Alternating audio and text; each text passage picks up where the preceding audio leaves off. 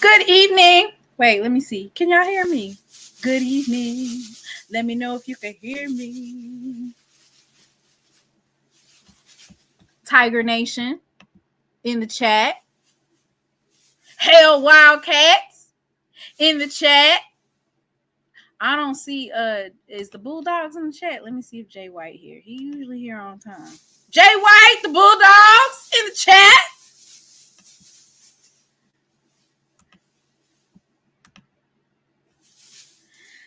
Good evening. Hey, Doc.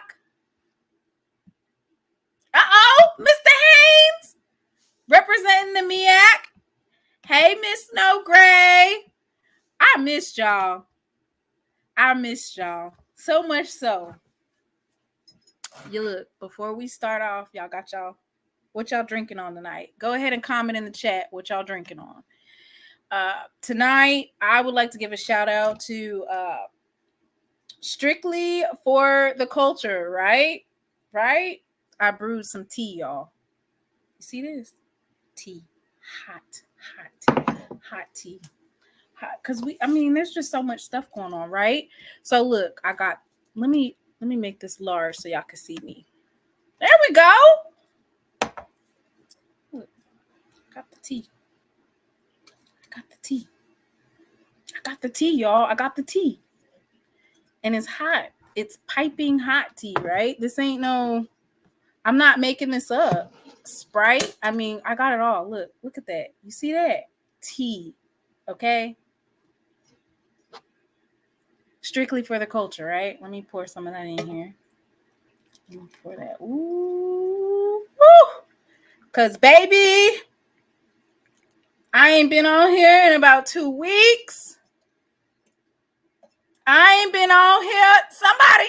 Somebody call Mr. Ford. Tell Mr. Ford. Where Mr. Ford at? You see this tea? Let's see. Which tea do you think I should drink tonight? We got pumpkin spice. This is more like fall tea, right? This is the fall tea right here.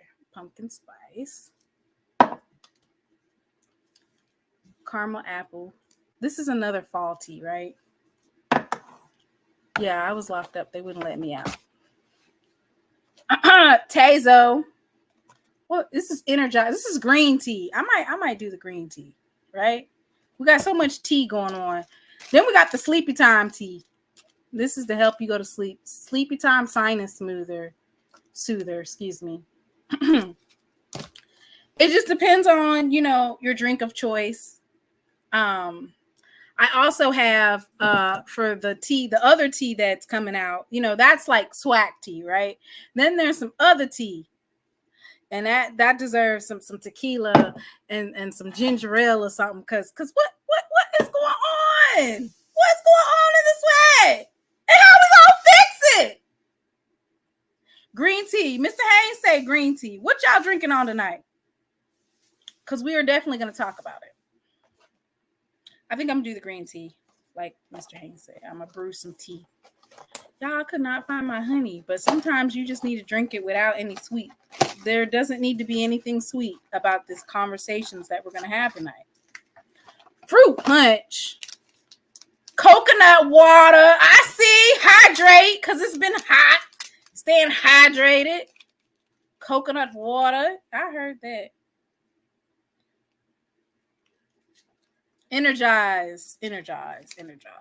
So I'm going to be brewing that tea. So we aren't going to talk about that right now because the tea is brewing right now, okay? The tea is brewing. Alkaline water. Yes. That tea is brewing, honey. So first off, I don't drink sodas anymore. That's good, Doc. See, Doc might be actually going and doing what he's supposed to for his diet. I ain't even gonna lie to you. I ain't started yet. Hennessy and Coke. Okay. We got the Hennessy and Coke. Alkaline water. Staying hydrated because you know it is hot. Coconut water. Fruit punch. I don't see gin and juice in here, but Doc, I got you. Give me about 15, 20 minutes to cook. Sprite. I have a Sprite in the I don't usually drink Arizona fruit punch at that. Listen. Communion is just fine. We're not getting locked up again, are we? I hope not. Uh-oh! Breaking news, y'all. Y'all go ahead and send a SOS to everybody in the SWAC because Mr. Ford is going to be on. And you know what? Mr. Ford is probably going to clear out the remainder of the show between him and Doc. He's going to talk about the baseball tournament. He's going to talk about Grambling. So let me go ahead and get some of my stuff out the way. All right. Thank you so much for tuning in. Go ahead and hit that like button. If you're not subscribed, go ahead and subscribe because you can't comment otherwise. Mr. Drop the Lank will be on. Breaking. Mr. Drop the Lank. Everybody been asking about where Mr. Ford is. Doc and Mr. Ford will be on momentarily. So let's go ahead and run through this real quick. I love it when Mr. Ford comes on. We're going to have to get Uncle Bundles in here. All right. So I've been in timeout on Twitter, like almost like they had me out for like 2 weeks. And then after that, not Miss Mary telling me to spill the tea. Miss Mary, why you want me to spill that tea? I'm surprised Miss Mary want me to spill it. How you gonna fix it? You done messed me up to tell this business. I done called the police because I'm doing a refund. A refund is due unto me. Don't feel like I just been abused out here today. God ain't pleased like this. You can't do the saints like this. Boy, I don't even know what I'm gonna sit out here tell the police car. I'm gonna sit out here tell the police car. I'm doing refund. Because I'm doing one to me. Somebody let them breathe. Let them breathe. I ain't had no rest. That's how it is.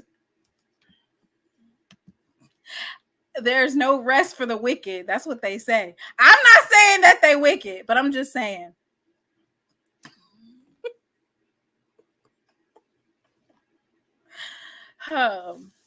We're definitely going to say a prayer for them because I know that has to be a tumultuous May, right? May has just been all over the place for our dear SWAC brethren, our MEAC SWAC brethren. Stop talking like you don't know who I'm talking about. You know, Miss Smith, I can't believe you told me to spill the tea. Let it brew a little bit more. I know Mr. Ford gonna get on here, and the G-Man is back. Thank you, Mr. Smith, for gifting 5 She Loves Thee memberships. Thank you so much for supporting the channel. So right now the tea is brewing, right? We're brewing some of this good old tea, and it's about to drop.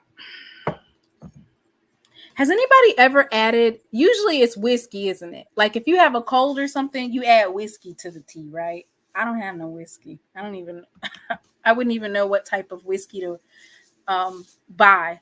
Wild Turkey. Uh-oh, Brother Bakari's in the chat. All the old favors up in the chat. Happy 601 day to the folks in the Jack.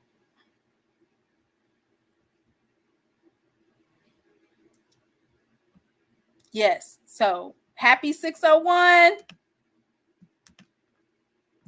All right. So I'm not even gonna fly. I do not have my slides today, but luckily I'm able to navigate just fine. Let's go check out some of our Jackson State recruits, okay, for women's basketball. They're on the move and they are recruiting. Jackson State is sending out calls, okay? So make sure that you pick up that line. Let's go ahead and Coach done sit down the APB, right?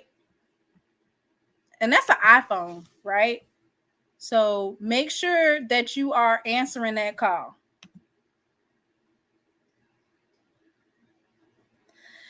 Kobe, 601 day, that's the area code for them Jacktown Jews. Our area code for the phone number is 601, the beginning part. So yes, definitely.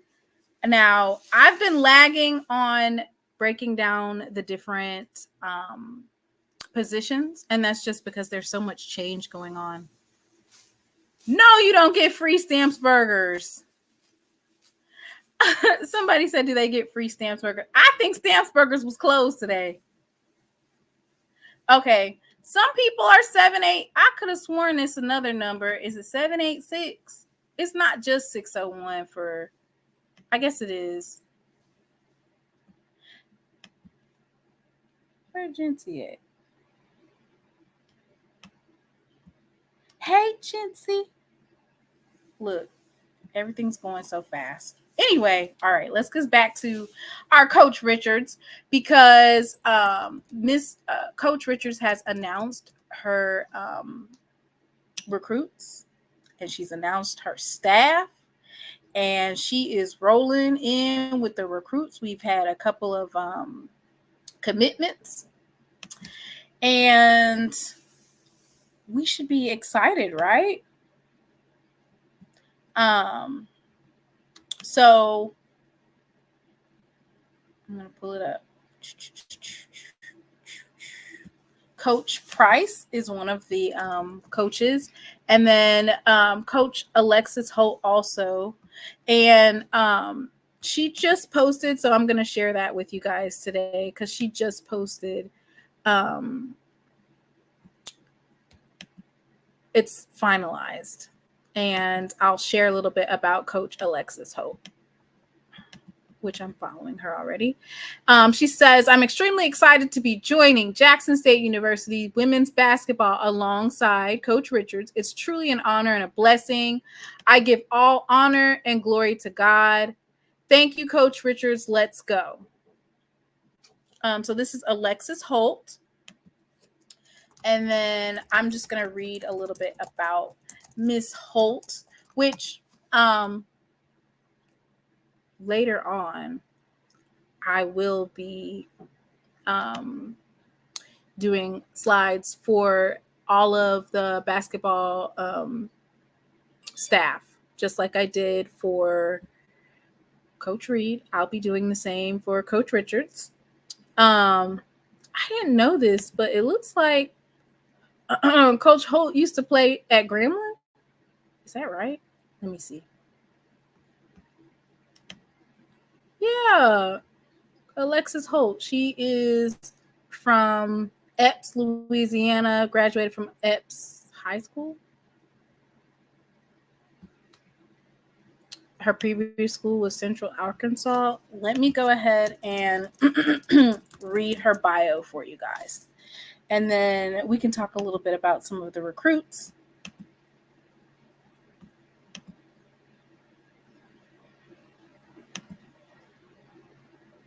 Uh-oh. Yes. So we're going to read that. And she is going to be paramount in the success. All of our staff is going to be paramount in the success of Jackson State running it back, right? It's going to be very important that she has, as when we say she, I mean Jackson State women's basketball has the same level of support, right? We need all of that. Let me see if I can pull up. There it is right here. Her coaching staff. Okay, so Alexis Holt is a all SWAC performer. She previously was on the staff at Copiah Lincoln. During her time at the sideline, she was part of a staff that led to the development of Tandria Minor, who was named second team All-MAC, and Zakira Anderson as a first team All-MAC, All-Region 23 selection, and World Exposure Report honorable mention All-American. As a player at Grambling, she played in 30 games and averaged 17 points per game, while also averaging 5.3 rebounds per game on her way to being named Box Score All-American. She was also named the Louisiana Sports Writers Association All-Louisiana second team after her final season at Grambling. So that's Miss Holt. Yeah. Let me pull up Mr. Price. Coach Price. And you can follow Coach Alexis Holt on Twitter. And her Twitter name is basically Coach, and then her name, Alexis Holt.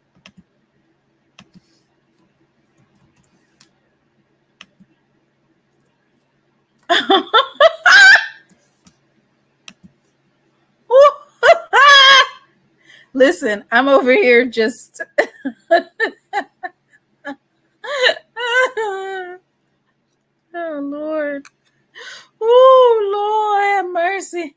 Oh Lord, have mercy. I ain't even said nothing about no snakes yet, and they already in the chat. Oh Lord. Yeah. Uh-oh. We got Mr. Drop the Link in the building.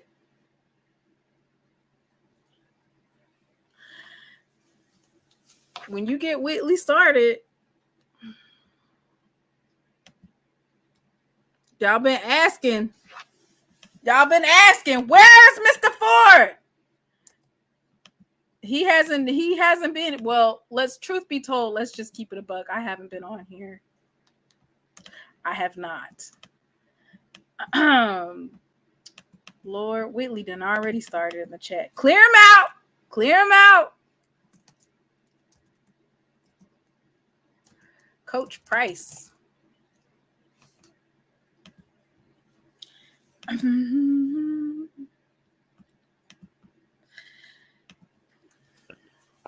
Hello, Doc and Mr. Ford. Hey, how you doing? Can you hear me? Mr. Ford, they was getting ready to send an APB out for you. I've been missing you and Doc. Doc had called me. I've been missing y'all. Now, one day I had some company and I did hear you, but I had some people here, and that's why I missed that show. Well, I didn't miss. I kind of heard some of the things you were talking about, but I didn't get a chance to call in. Where is Mr. Ford at? Where is Mr. Ford? Yeah. They were sending an APB out for you. I know it. We got school closed the 24th. We got that out the way. Oh, okay. No summer school. No, I haven't taught summer school in years. He said, I am out. I'm outside. I'm outside. Yeah, they've been putting out an APB for you. Where's Mr. Ford at? Somebody get Mr. Ford on the line. I was looking for you. I was wondering where I would be checking to see if you were on. So you know what? I did take a hiatus. Yeah, I know. Yeah, I did. But I was on 2 weeks ago. Oh yeah. Well, let me tell you that there's so much anticipation here in this city about that upcoming SWAC football season. Everybody's Mr. Ford, talking. you done missed. Wait, Mr. Ford. Before you start talking about football, you done missed everything. You ain't even talked about the G-Men is back. You ain't even been bragging on your baseball team. Yeah. Now listen, they back where they always should have been. Because see, when I was at Grambling, it was Coach Ellis, and Coach Ellis' baseball team was always top notch. We had a guy named when I was there, I don't know if they remember, Gary Eves. Gary was eventually, I think he was a part of the Atlanta Braves organization. But they were big time in baseball when I was out there. They were really good. And Southern, Jackson, all them were really good in baseball. Oh, so you saying that this ain't nothing new? The G-Men is back. No, I think his name was Coach Wilbert Ellis. He had an outstanding program. At Southern, it was Coach Kadar, and he was sending guys pro and winning the conference. And y'all had was it Coach Brady? Yep. Yep. Yeah, Coach Brady. That's right. Because I'm trying to think. I was about to say, no, when I got there, Orcan Boyd was with the Boston Red Sox. And later on, Ellis Burks was with, I think he was with what they call themselves, the Colorado Rockies. Colorado Rockies. Did Ellis Burks go to Grambling? No, he went to Jackson, He went to Jackson. Okay. He went to Jackson State. Yeah. Yeah, he went to Jackson. He's from out this way. Yeah. And Orcan was from Meridian. And then we had another guy here with the Braves. I think his name was Marvin Freeman. Do you remember Marvin Freeman? He was Jackson State. He played for the Atlanta Braves on those teams. Yeah, he was with what's the guy's name that everybody was crazy about? They traded him from the Braves. Oh man, David Justice. Do you remember David Justice? No, yeah, Halle Berry. Yeah, that's right. They were married at one time. Yeah, that's right. It was short marriage, but they were married. Well, anyway, Marvin Freeman played with David Justice. Yeah, he played with David Justice. Mr. Ford. Did you get a chance to go to any of the games for the SWAC championship? I missed the championship game. I watched some of the games on the SWAC digital channel. And all the people that went, I talked to a number of people that went, and they said it was outstanding. They were real happy with it, and they were saying they hope they keep it here because I don't know what the contract looks like, but is next year the last year for Atlanta? I don't know yet. I got to look at it. Yeah, because hopefully they get a renewal. Huh? Hopefully they get it a renewal. That's when everybody wants it to stay here. You know, the facility. I actually do like that stadium though. Yeah, that's what everybody's talking about. Russ Chandler or Russ something. It's over on the campus of Georgia Tech. Everybody really likes it. I thought you said Geronimi A&M baseball would win the SWAC this year. Stop. Who's gonna win it? Geronimi A&M. You talking about Tallahassee? Yeah. Yeah, I thought you're right. I thought they would win it too. I thought that it was either be them or Bethune-Cookman. What? Jackson State picked up on Bethune ass. Wait a minute, but what was the final SWAC record for Bethune? Do you remember? What was 32 and 27. Let's pull it up.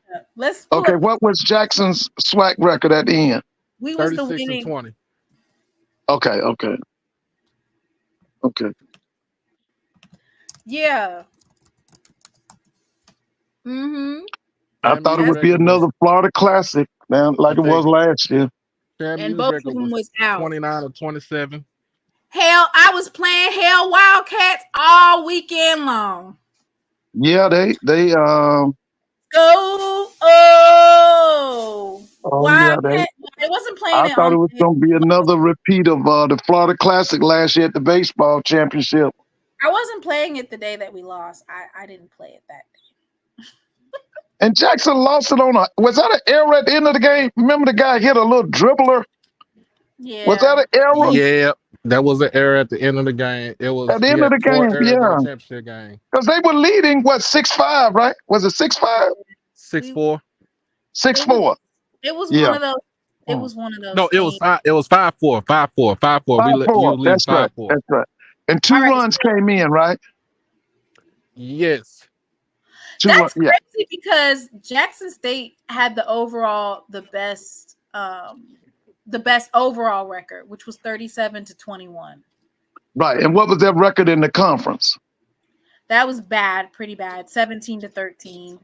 Not necessarily bad, but I'm just saying, like, it was 17-13. Right. Alabama State's was 18-12. Bethune-Cookman was 19-10, and FAMU was 22-8. But at the end of the day, the game that matters is you can play and brag all season long, right? But when it comes to crunch time for the actual SWAC tournament and the SWAC championship, right? Jackson State showed up. Oh yeah, showed up. Oh yeah. Yeah, I'd like to see the commissioner put more emphasis on baseball. When you say put more emphasis, what do you mean by that? Number one, I want them, I'm gonna sound like a broken record. I'm gonna keep saying this. I want them salaries of these SWAC coaches to go up. I want these salaries to go up. I'm sick of this. You paying the head coach $300,000, but you got a position coach making $50,000. That day should come to an end. That day should come to an end. I would like to see more emphasis on baseball. And I'd like to see these institutions spend more money. You heard Tennessee State is bringing their baseball team back. Did y'all hear that? I did not hear that. Yes, I heard it. Yeah, so they're bringing back baseball. They've got their hockey team. Jackson State is bringing back their golf teams. Yeah, that's good. Because y'all had a championship golf team on the Eddie Pate. I didn't even understand why that was. Why did they get rid of it? Because y'all were great. Cost cutting measures. Oh yeah. Yeah. Yeah, but that guy Eddie Payton was a legend as a golf coach. I really like the Cactus Jack Classic, right? And I feel like, I do too. I do too. I feel like we need to make an emphasis on our traditionally non-revenue generating sports. How can we make them sports that generate some revenue, right? What types of different things can we take advantage of? I'm getting ready to pull up the Commissioner Cup, y'all. The Commissioner's Cup. Yeah, I heard about that. That was Alabama State, right? Didn't they win that? It's always them until we add. And then my thing about Alabama State winning that Commissioner's Cup, remember, the football was mediocre because the football team wasn't they didn't have a great record. The men's basketball program wasn't great. And then for the first time in a long time, the women's basketball program wasn't really that great. And they still won the Commissioner's Cup. So just imagine if they get them three programs together. Because the surprise for me was Miss Jackson's basketball program. They always win by only necessarily by a little bit, right? They only win by a little bit. But they win it every year, don't they? Yeah, but they won by a lot of bit to this year. But the reason why now they're gonna always win track and field. Baseball's gonna do well. We're down a couple of sports. So basically, but Alabama State, their men and women's tennis is really good, isn't it? Right. Yeah, men's and women's tennis. The spring programs for them pull them out. So the golf. Yeah, that's right. Tennis, yeah. And so now, did y'all win the SWAC tennis last year? Did Jackson State win the tennis last year? I think we did last year. I think y'all did too. Y'all won men and women, or just you won the men? FAMU won one of them. Yeah, I kind of remember. I think FAM won the women, right? Yeah. Since JSU lost their golf is when they started winning the cup consecutively. Yeah. Yeah, I didn't understand why Jackson State cut that golf team. Y'all were doing really, and that, Eddie Payton was recruiting a lot of kids out of the Atlanta area too, especially from Mays High School. He was getting some good players out of Mays. All right, so this tea is still brewing. It's bitter. I don't have no honey. I'm gonna just drink it straight. I'm drinking green tea tonight, Mr. Ford. Oh, that's good. That's good for you. Green tea is good for you. I don't have my honey, but I had Yeah, to drink you need the honey. So they're telling us now that sugar is the biggest killer of our people. Don't drink. Well, you know what the doctors are saying now? Don't eat nothing white. Don't eat nothing white, including white women. All right. So so I'm gonna go ahead and read that Alabama State. They claimed the 2023-2024 SWAC Commissioner Cup, and it'll break down everything so that everybody will be aware of how it works and, you know, all the different types of awards that are given out. It says the Alabama State University Athletics Department claimed 2 of 3 Southwestern Athletic Conference All Sports Awards, winning the James Frank Commissioner Cup and the Sadie McGee Barber Jacket Award for the second consecutive year. The Texas Southern University Athletics Department claimed the C.D. Henry Award to round out the list of institutional winners. Right. Alabama State claimed the James Frank Commissioner Cup after amassing 154.8 total points.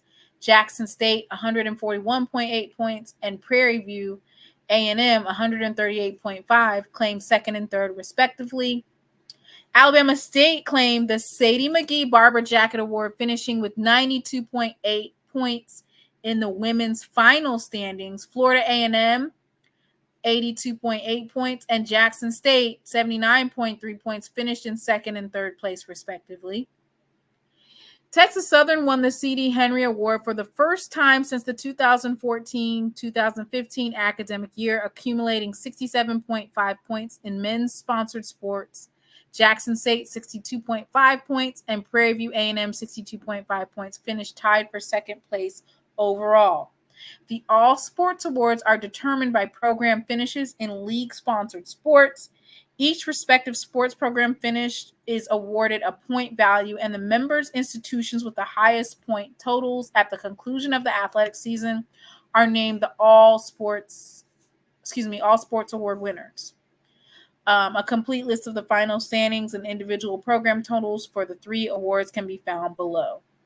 So I'd just like to mention that basically Jackson State has been in the running consecutively for years in all of these different commissioner awards. And like I said, with the return of golf and Jackson State having the availability of all of its sports, we should be able to overtake that first round spot. About the Dr. James Frank Commissioner Cup Award, the Commissioner's Cup, named for former league commissioner James Frank, who led the SWAC from 1983 through 1998, is awarded to the university compiling the highest combined total of men and women's all sport points. From 1983 until his retirement in 1998, Dr. Frank served as a commissioner of the Southwestern Athletic Conference.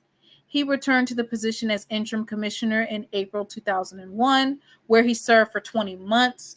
During his guidance, the conference evolved to rank among the elite in the nation. Dr. James Frank was one of the few individuals who elevated the collegiate ranks as a student athlete, coach, educator, college president, and conference commissioner. During a long and distinguished career of over 50 years, Frank's efforts and influential leadership touched the lives of countless people and resulted in positive change in many organizations he served. The McGee Jacket Award is presented to the top women's athletic program in the SWAC. It's named after former Jackson State women's basketball coach Sadie McGee and former Prairie View A&M track and field coach Barbara Jackett. McGee was the first women's basketball coach at Jackson State, compiling 4 SWAC regular seasons titles and 3 straight National Association of Women's Sports National Championships from 1978 to 1980. Jackett led the Prairie View A&M to 8 cross-country, 9 indoor, and 5 outdoor SWAC titles from 1965 to 1991. Ooh, Prairie View used to be like that. And from Barbara Jackett was a graduate of Tuskegee. Now, I think she recently passed, right? I'll have to look that up. Yeah, but she was a graduate of Tuskegee. It says she was the head coach of the 1992 U.S. Women's Olympic track That's team. right. She was, won 4 gold medals, 3 silver medals, and 3 bronze medals from Barcelona, Spain. Oh, wow. Now, you got to remember now, at one time, Tuskegee was sending all those people to the Olympics out of the, it was called the Tuskegee Relays. Coach Ross Owens and Major Abbott and all them people. They had a history out this world at one time. But she's a part of that Tuskegee legacy. Barbara Jackett is. Oh, wow. About the C.D. Henry Award, the Henry Award is presented to the top men's athletic program in the SWAC. The award is named for C.D. Henry, former Grambling State chairman of the College of Health, Physical Education, and Recreation Department from 1958 to 1974, as well as serving as the executive officer and secretary statistician for the SWAC in 1968 to 1973. Henry became the first African-American assistant commissioner of any conference office when he joined the Big Ten Conference in June of 1974. Now, the story on C.D. Henry is he was getting his PhD or something at the University of Iowa. He met Eddie Robinson up at Iowa. Eddie was working on his master's, and Eddie Robinson convinced the president of Grambling to bring him to Grambling. But they met at the university because now C.D. Henry was a graduate of Philander Smith. That's in Arkansas. I think in Little Rock. Is that right, Doc? Is that in Little Rock? Yep. Yeah, that's where he was undergraduate. He was from Philander Smith. Okay. And then you said Barbara Jackett. So Barbara Jackett. Yeah, it doesn't say that she recently. It says she passed away in 2022. Okay. But see, was she a graduate of Tuskegee? Mm-hmm. Let's see.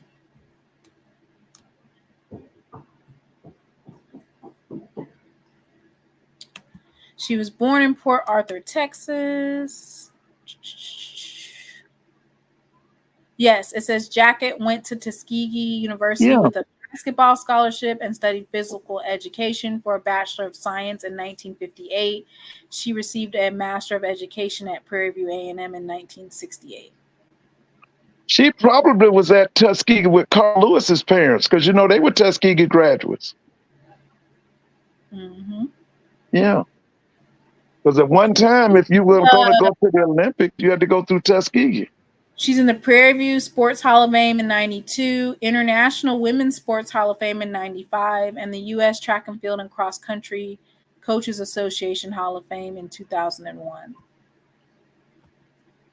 Oh, yeah. Yep. So there's the breakdown for that. But as I said, Jackson State will be on the way back because we will be returning to glory with our golf. Hey, did y'all win softball championship? Yes, we did. Yeah, I thought I read that y'all won that.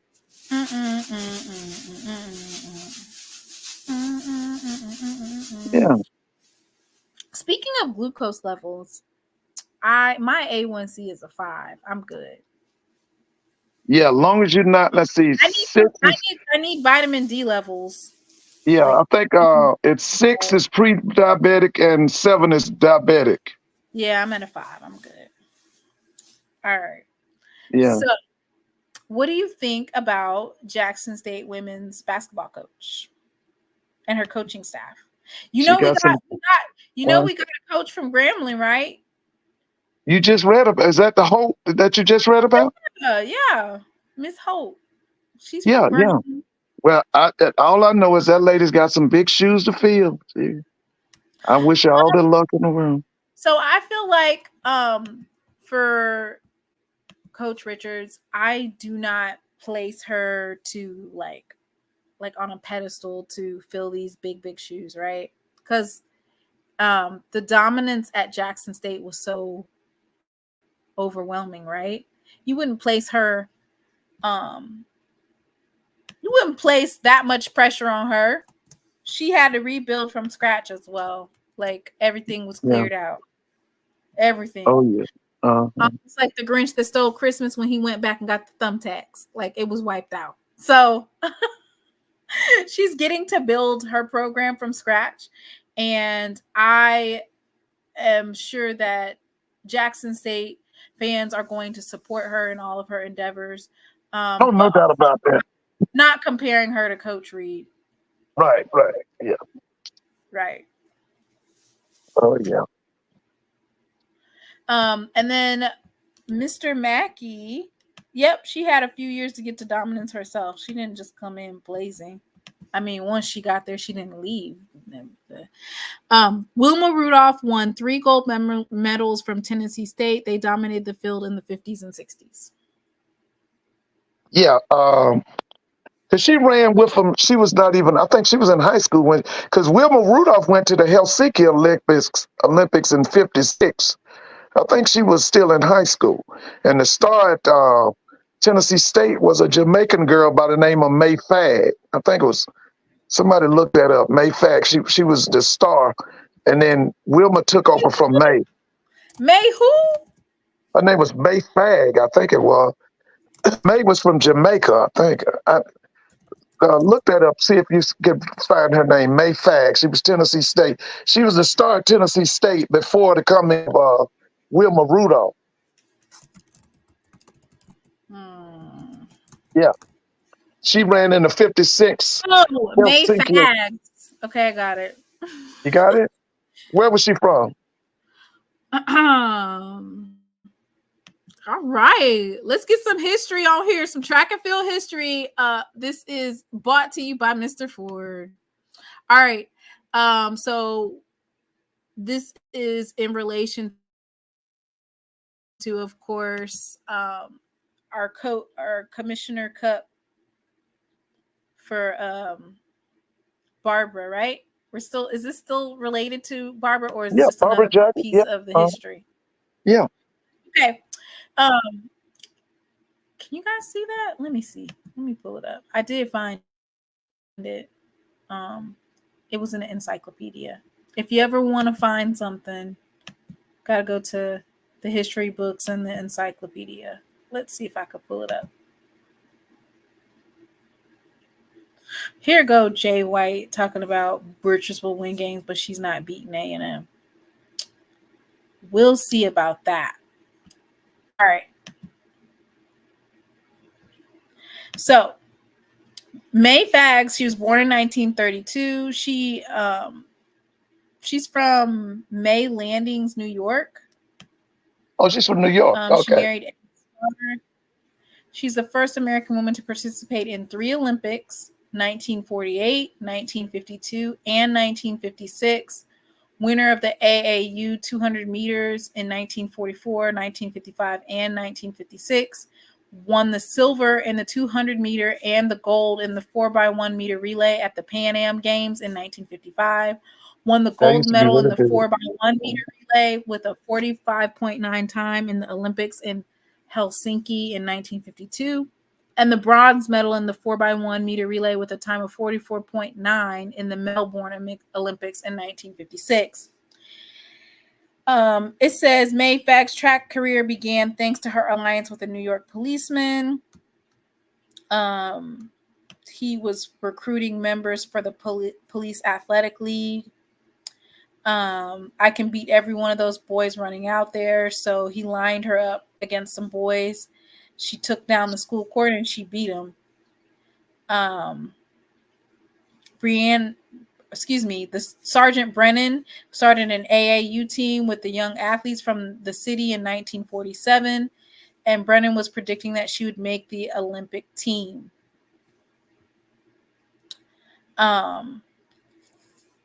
It also said that there was some more Tennessee State runners, Audrey Patterson of Tennessee State and Nell Jackson of Tuskegee. Mm-hmm. Yeah, the guy who was the coach at Tennessee State, he dominated. Coach Ed Temple, that was his name. That guy dominated women's track and field from the 50s, 60s, I think, into the 80s. But his name was Ed Temple. He was that's Wilma and Mayfag and them's coach at Tennessee State.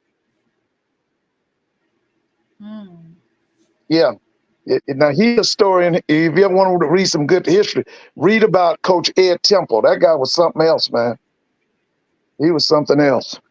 Because they had a president up at Tennessee State name was Dr. Davis. Dr. Davis, one of his plans was that he wanted Tennessee State to be number one in all sports. And he was trying to bring that. That's why he went down there to Jackson and brought Big John Merritt from Jackson and brought Big John Merritt to Nashville. He went and got the guy. He was the basketball coach at North Carolina Central. He brought that man to Tennessee State. And then he brought Ed Temple in. Oh, I can't even think of that guy. Okay, so Tennessee State. Tennessee State was a force to be reckoned with back then. Oh, it was the vision of the president. The president's name was Dr. Davis. You Tennessee State folk, what that man's first name? He was the president of Tennessee State during the 50s and the 60s. But he had a vision. He wanted Tennessee State to be a number one program in every sport. He brought the guy from North Carolina Central, McClendon. He brought John McClendon from North Carolina Central to Tennessee State. He won the NCAA basketball championship 3 years in a row. In 62 or 63, he went down to Jackson and brought in Big John Merritt. Yeah. Oh, yeah. I copied and pasted the article or the encyclopedia because it actually is a really good article and it just breaks down the Tennessee State. I thought that Mayfag was from Jamaica. So you say she's from New York? No, she is from Jamaica, but she was living in New York. She is from Jamaica. Oh, she is. Okay. Yeah, she graduated from Tennessee State as well. Yeah, she was the star. Along with a lot of the other stars on that Tennessee State team. Wilma Rudolph, Martha Hudson. Yeah. But yeah. Yeah, they used to bring the Tiger Bells down to that Tuskegee relays. They turned it out every year.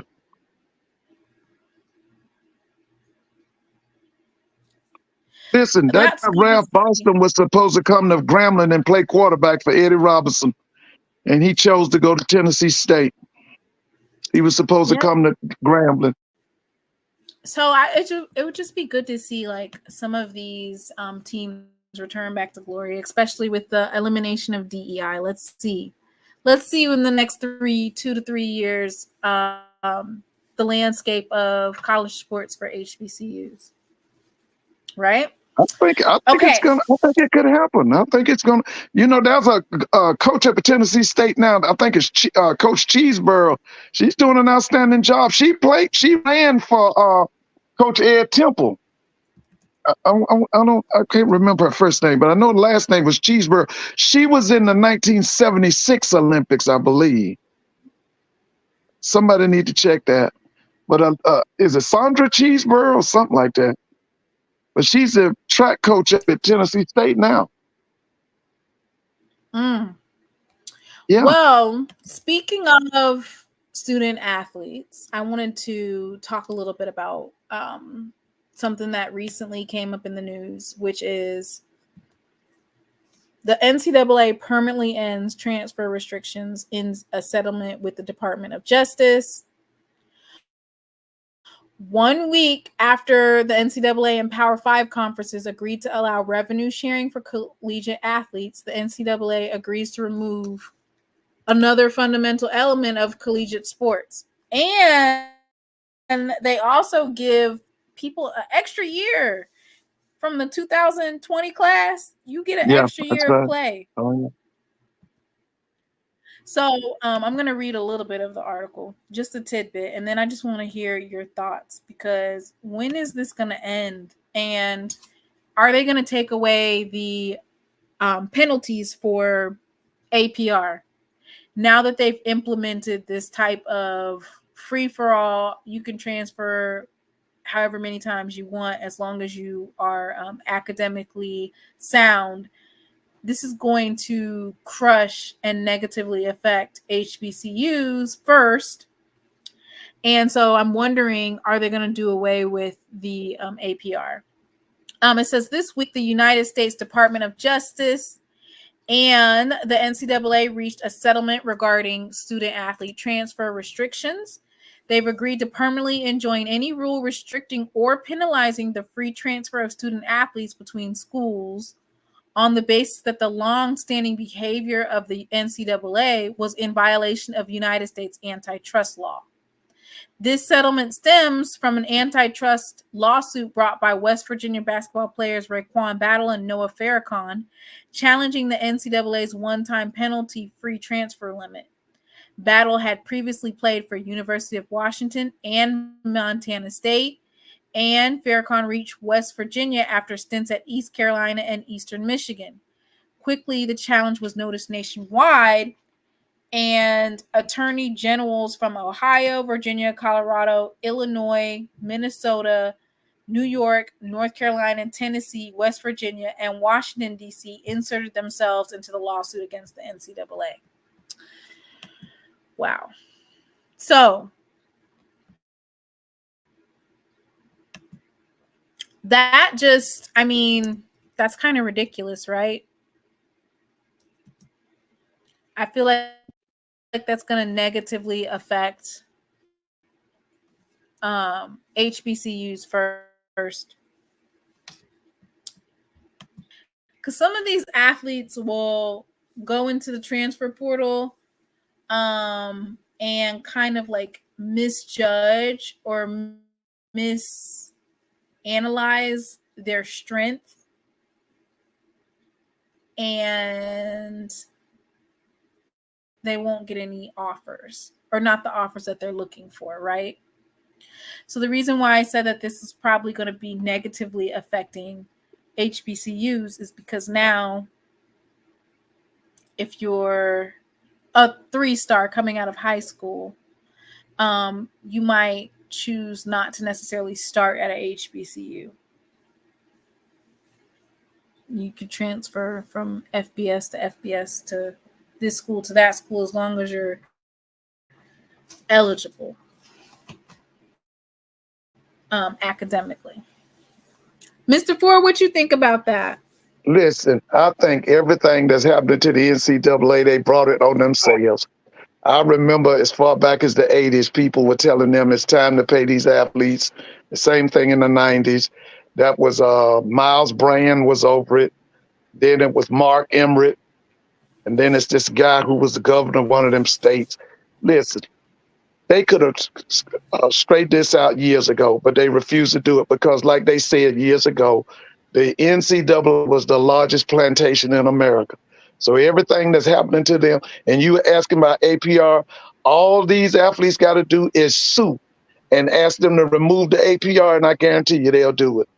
That's all they got to do is sue that NCAA. I'm sure that they will, but I just haven't seen any. When it comes to like lawsuits and stuff, I don't know what it is. And maybe I need to do a tiny bit more research, but I feel like a lot of our Black institutions or Black organizations, HBCU centered, I feel like we're reactive instead of being proactive, meaning Well, that's true. That's a spirit. the Yeah, walls are no kind doubt of about closing. that. The walls are kind of closing in on a lot of different things for HBCUs. The walls are closing in, and the DEI, the defunding of that, right? So they're defunding that. So then the logical next step is that they're coming to attack HBCUs, which Well, they've we're been already doing under that. attack. But they're I just was about to say they've been doing that 150 years. I know, but there's no pushback. Where is the where's what? Oh, what'd you say, Doc? Eventually, they're gonna have to get rid of APR. APR is gonna be nothing because basically, what it's gonna do is gonna make it seem like you don't have to go to class at all. And it's biased. It's always been biased toward the schools with all the money. And it hurt the schools that didn't have the resources, that were low resource institutions. Well, you see that they this is the thing. I don't know. Maybe we don't have that type of HBCU task force available. There is a oh, I'm sorry. Hey, brother Bakari.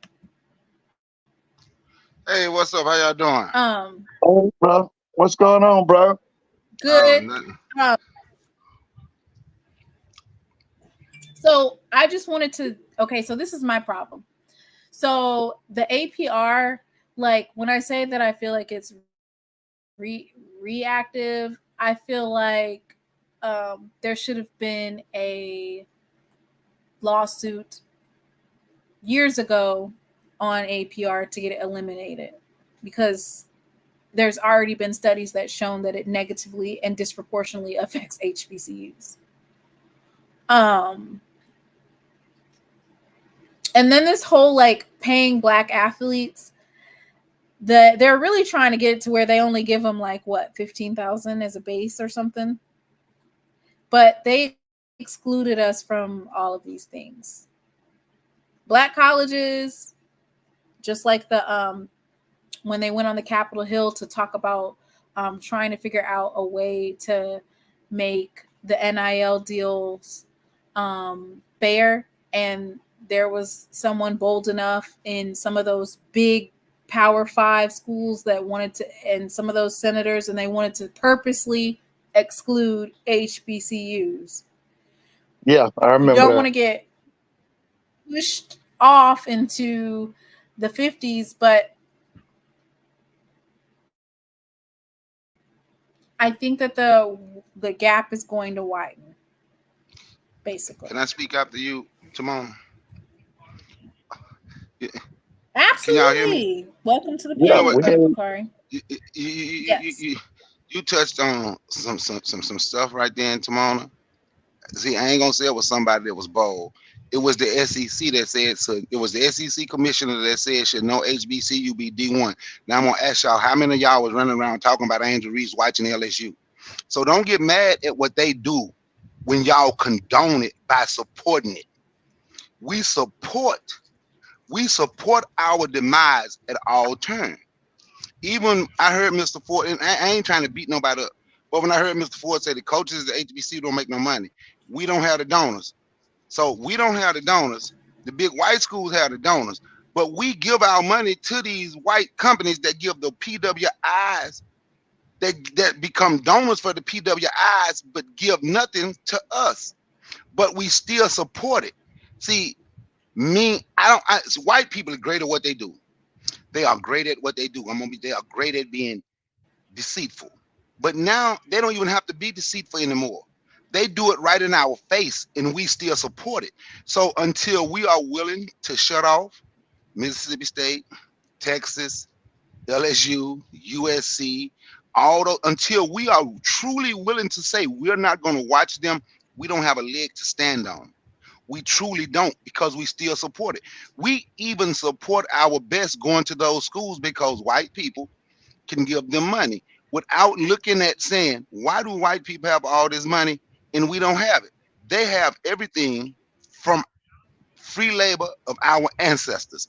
We have nothing from free labor, because they took everything from free labor of our ancestors. And now we still go to them and we think we are doing something great. Ooh, I got me a job at a PWI. Our greats leave to go join them. We support it, but then we turn around and complain about what they do. So eventually we have to say, you know what? I'm going to look in the mirror and say, a lot of this that's going on in 2024, a lot of this is our fault. That's what we're going to have to do. In all honesty, we're going to have to look in the mirror and say, Brother Bakari, how we going to fix it? How we going to fix it? Hold your money. This is an economic war. Everything is economic. Stop supporting those people. Start supporting us. If we want donors, we support Black design. Now. We support people like Carl Kanai. Yeah, we got to order them online because they took them out the stores over here. But then we reach out to people like that. Look, now you have to donate to this, and you have to do this, and you have to do this.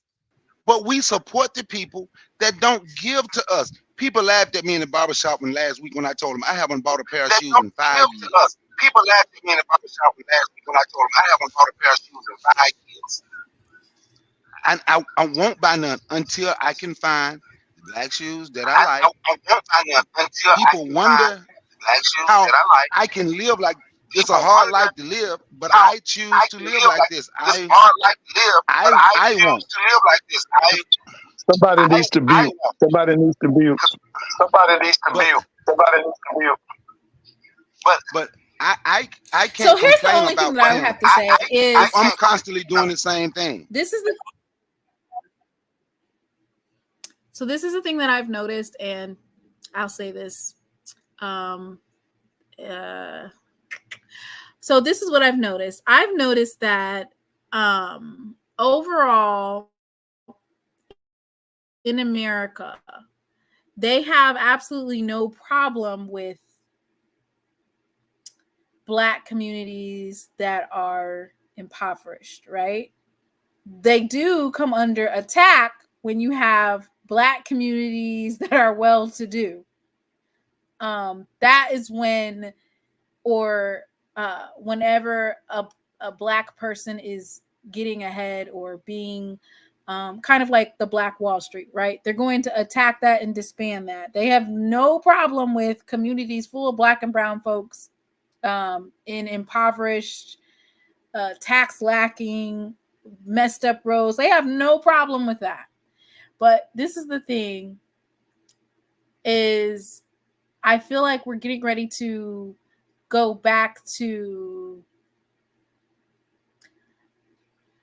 before the bracket, the Brown versus Board of Education. And the reason why I say that is because of the type of legislation that's being passed and how things are slowly but surely, they're undoing everything that they've done. So all of the progress, which we've came from the 60s up until now, they're dismantling all of that, right? Slowly but surely, everything's getting reeled back. So with the Voting Rights Act, basically they had a trigger where certain states had to get their district, like if they redraw districts, they had to get it approved by the Department of Justice before moving forward. And the reason why that is because they were basically disenfranchising Black voters. So it was a section in the Voting Rights Act where they have to go based off of a formula.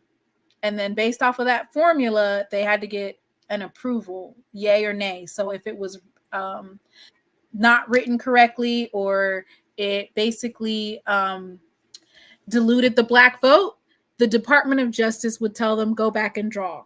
So basically the Supreme Court took away that mechanism and said it was unconstitutional. They still do have the other mechanism, but you can't utilize it, which is the Department of Justice has to authorize it. It's still in place, but you can't use it because you don't have the formulas. And as we can see, the House And the Senate has not went back to the drawing board for the Voting Rights Act. They just, they're arguing about how they're built and who's wearing eyelashes. That's what they're doing in the House. Next, we have the Supreme Court, and they decided that in South Carolina, removing 60,000 Black voters from a district and putting it with which senator, or excuse me, which House of Representative is that? Is it Clyburn? Yeah, Jim Clyburn's South Carolina. He's a graduate of South Carolina State. Okay, so he already has like a overwhelming district. Like he's gonna win that, and any Democrat that follows after him is gonna win it because that's a majority Black. It's a majority Black district. There was another district that was under fire that there was a possibility that they could also turn that one Democratic. So what did South Carolina do? They took 60,000 of those Blacks in that district and put them in Jim Clyburn's district, which he was already going to win. And they went to the Supreme Court because you're not supposed to utilize race when drawing districts. You're supposed to use political affiliation. And if not, you have to have a really strict standard for it. So the Supreme Court just ruled that South Carolina, it's okay that they did that. And they're making it harder for people in the future, organizations, to bring a lawsuit to the Supreme Court. So I feel like the sports world is like, on a microcosm of Black communities overall, is probably the least of our worries, but it's going to be a trickle-down effect. So I don't know if buying Black is going to do anything, Brother Bakari, or our coaches staying for a little bit of money. I do think it's telling, though, as the DEI is being disbanded, you're still going to have Black coaches taking jobs at white colleges. HBCU band talk put in the chat, say it's going to take a revolution. We can say buying Black might not do nothing, but I think that's because we forget history. You can break, these people want our money. You can break the economy if we say we're going to shop. If you want them, if you want something to change, we going to have to change what we do. We ain't ready to fight. We don't train to fight. That's gone. The Black family, that's being disbanded. So while we trying to hold the Black family and everything together, we're going to have to shop with one another. I know it's hard. It's extremely hard. And I know everybody don't want to get away from them fancy names that they wear. But if we don't change what we do, this is why I say I don't complain about what they do. I don't, because I look at us and say what we do. There's no need to complain because they're not going to change. We can't change them. We have to change us. Right. And even when we don't spend money with them and they start doing something different, they're not changing. They're still planning to try to put you back in a position. So we need to be planning. But if you take that money away, I feel like we had.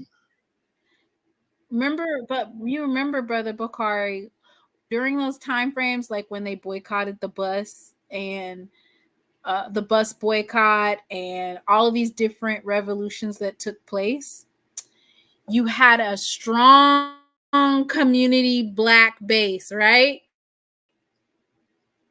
And you had a strong network of people. We don't have that anymore.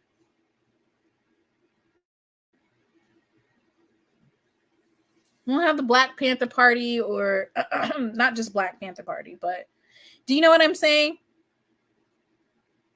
What about the church?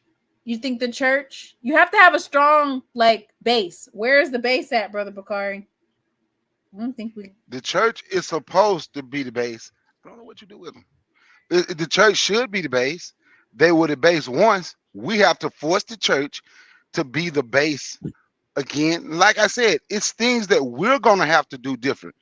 If we want something to change, if we want our conditioning to change, ain't nobody gonna change our condition. And I'm gonna be honest with you. If I was the people in power, I wouldn't change nothing either. When I can see people will let anybody come in their community and run their community, anybody, don't care who they are, can come in your community and sell your culture back to you, i.e. soul food, and we'll go sit down and eat there. I wouldn't change anything either. Because it's almost like we're okay with it. The only thing we complain about is what black people don't do right.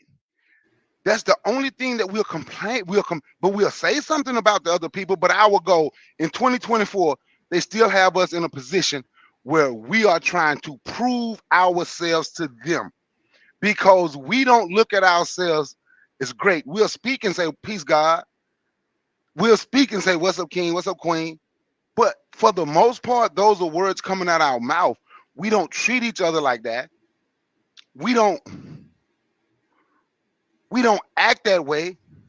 We're not willing to drive an extra 5 miles to a black-owned store, past everything in your community, to deal with your people and let the black-owned store to know that they have a responsibility to us too. We will say we need convenience. This store is right next to me, so I'm going to go here. But I will get up and drive 3 hours to go to an outlet mall and shop and give Versace and Gucci and anybody else my money. But when it comes to us, if I got to go an extra 5 minutes out the way, it becomes a problem. If we want things to change, we're going to have to change what we do. And it's that's how I see it. The revolution is economic. Right now, the first step, that's one of them. That's not the whole thing, but one of them is economic. Is because our economic conditioning can help our political conditioning. It can help our social position here. It can help with our children needing jobs. Black youth in high school, it's hard for them because we have to go to everybody else and ask for a job, because we're not territorial. We don't say this my neighborhood and you can't come here and just open up a business. We're not possessive. We don't say this ours. We don't protect it. We don't protect our women. We don't protect our children. We don't look out for our elderly. So everything that's happening with the HBCUs and through this sports world is a microcosm of what goes on in the black community. And what we need to do, we have to change it. We have to change what, I'm going to say it again, we have to change what we do and how we do. I got people stop talking to me because I tell them I don't complain about white folk. I don't complain about, I look at us. I ain't complaining about us. What I'm doing is somebody in the chat say, what's the solution? Well, I'm giving a solution. Hold your money.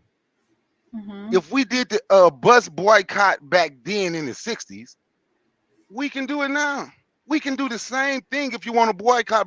I see a lifestyle change, a culture change. What if you want to boycott? But why?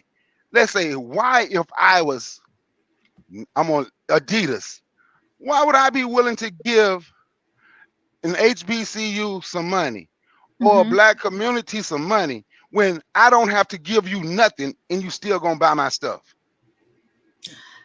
Jordan's is a very baby Jordans and Nike.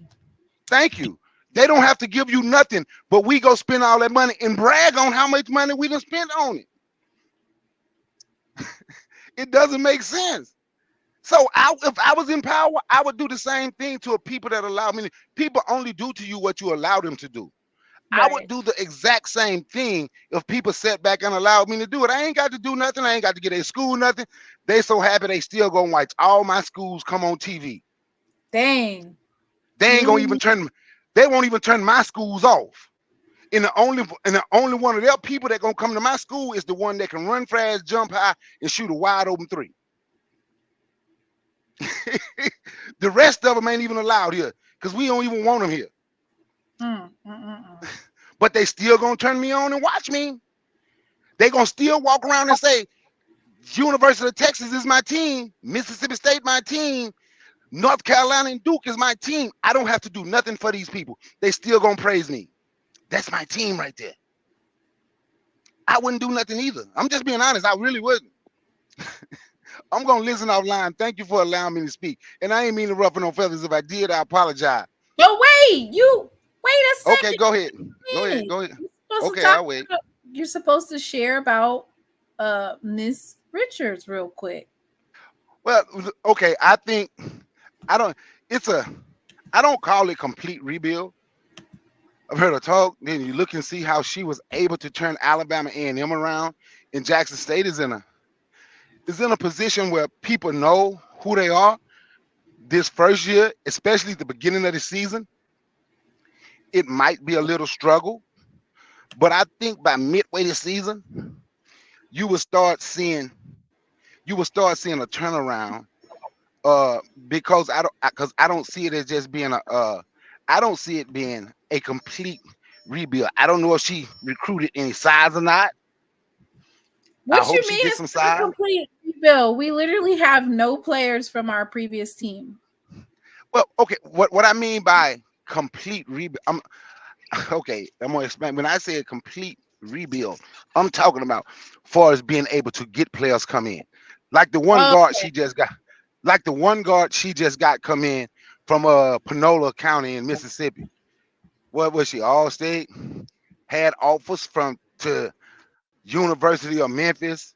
She had other, but she came, and that's what and that's what I mean by not being a complete rebuild. I'm talking about there we're Right. in a So you're position. basically saying this just similar to Jackson State football, the talent is still gonna roll in, is what you're saying. Yeah, yes, I think it would still be able. I think it would still be able to roll in. You have to see. We have to see really what she get, but I still think because you saw how she turned around Alabama A&M, right? Mhm. So it might be a little slow start for her, but listening to her, she excited. And I know everybody when you say listen to them, that's what they're supposed to do. It sounds good, but I just think the job. I don't think it's going to be as difficult as a lot of people thinking it's going to be. May not win the SWAC this year, Are you but I talking think about Diaka? Are you talking about Diaka Berete from Toronto, Canada? Or are you talking about someone else? Oh, I'm talking about someone. She got someone who was uh Okay, let me oh see if I can pull she her was up. from I can't she's a point guard. I know that she got guards. I want to say she Well, was I from mean, Panola. they've really got She was several recruits in the last couple of weeks. They've really been recruiting hard. So they did just get another guard. and I Her want to name say is she was all state. I'm not sure. I can't remember, but I know that she had offer. Her first offer she got, I think, was her junior year to the University of Memphis. Because I was just when okay. they showed her, I looked up to see who she was, and I can't think of her name. Oh, I can't think of the I'm gonna young look lady her up name. real quick. You said she's a guard though. Yeah, she's a From point guard. Yeah, okay. she's a point guard, and that's what I mean by I don't think it's just gonna be a complete rebuild because I think she will be able to get players in because of Jackson State name and because of Jackson State being able because it's still where the ring resides, but even though that person ain't done no more, but the ring still reside there. They still have that culture. They still have a winning culture, and I do think that's what I meant by I say not a complete rebuild. It's not a complete rebuild, maybe with new players, but not with the culture. If that makes sense. Okay. Okay.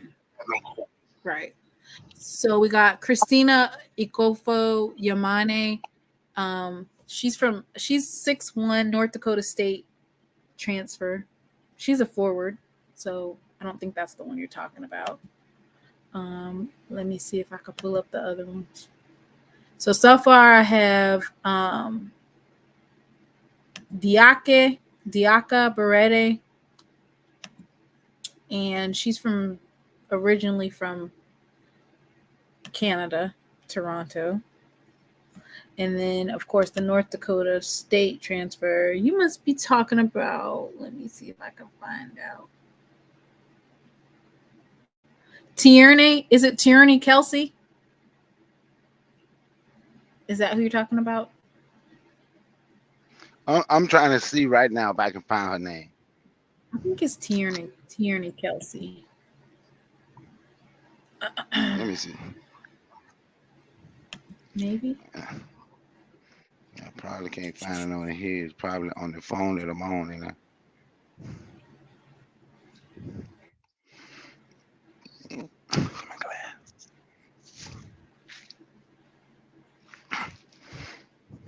She's Commercial Appeals 2024 Girls Basketball Player of the Year. She's Memphis News Player of the Year. Yeah. That's Okay. Tierney Kelsey is her name. Oh, okay. That's her name. Okay. I couldn't think of a name. I was looking for it. I know I have it somewhere. I just couldn't find it. Yeah. Okay. So coach has been getting some players in. Guard play. I still say that the bigs is how you win in the SWAC. You got some good bigs, and you're able to, that's the difference maker in the SWAC. The center and the forward, because I mean, I don't want to say replicate or copy Coach Reed's playbook, right, with regard to how she would recruit her players. But if you see, Coach Reed was able to dominate for so long, and the standout players were always the centers and the forward. Who was it? We had Daphne White, Angel Jackson, and then, of course, Amisha. So it's always been the bigs that was the difference maker for Jackson State. So I feel like that's something that you're going to have to replicate. You have to find some good bigs to be able to separate yourself. And I feel like if Coach Richards can find some good bigs, 6'5", 6'6", talented, able to move their feet, aggressive at the board, I feel like she'll be able to return to dominance quicker and faster. Yeah, I wanted to. I'm hoping that's what I'm hoping for. She gets some bigs. So now I'm gonna get off and I'm gonna listen offline. All right. I enjoyed. Thank you for letting me be up here. Peace, Doc, Mr. Ford, and peace to the chat. It was nice. And once again, I hope I didn't step on nobody's toes. If I did, I didn't mean to, but I ain't too heavy, so hopefully it didn't hurt. But I still apologize though. But I apologize if I stepped on somebody's toes. That was not my intentions. I speak with a little passion. Don't apologize for speaking your truth or how you feel. But I don't want to step on nobody's toes. That's all. Oh, and Paris said if Grambling can do it in a year, we definitely can. And I agree with that. Grambling came through like a wrecking ball. Mr. Ford, are you still out here? Yeah, Mr. Ford's right here. Mr. Ford, this segment is going to be called Ask Mr. Ford a Question, right? Oh, okay. Because the chat's been asking for you for several weeks. So go ahead and drop those questions in the chat for Mr. Ford. Y'all been asking for Mr. Ford for at least 2 to 3 weeks. So go ahead and drop your questions in the chat for Mr. Ford. So one of the questions that they have is, Mr. Ford, what do you think about this FAMU scandal? I think the president's going to get fired. I think he's going to eventually get fired. Wait, hold up. Wait a minute. Wait a minute.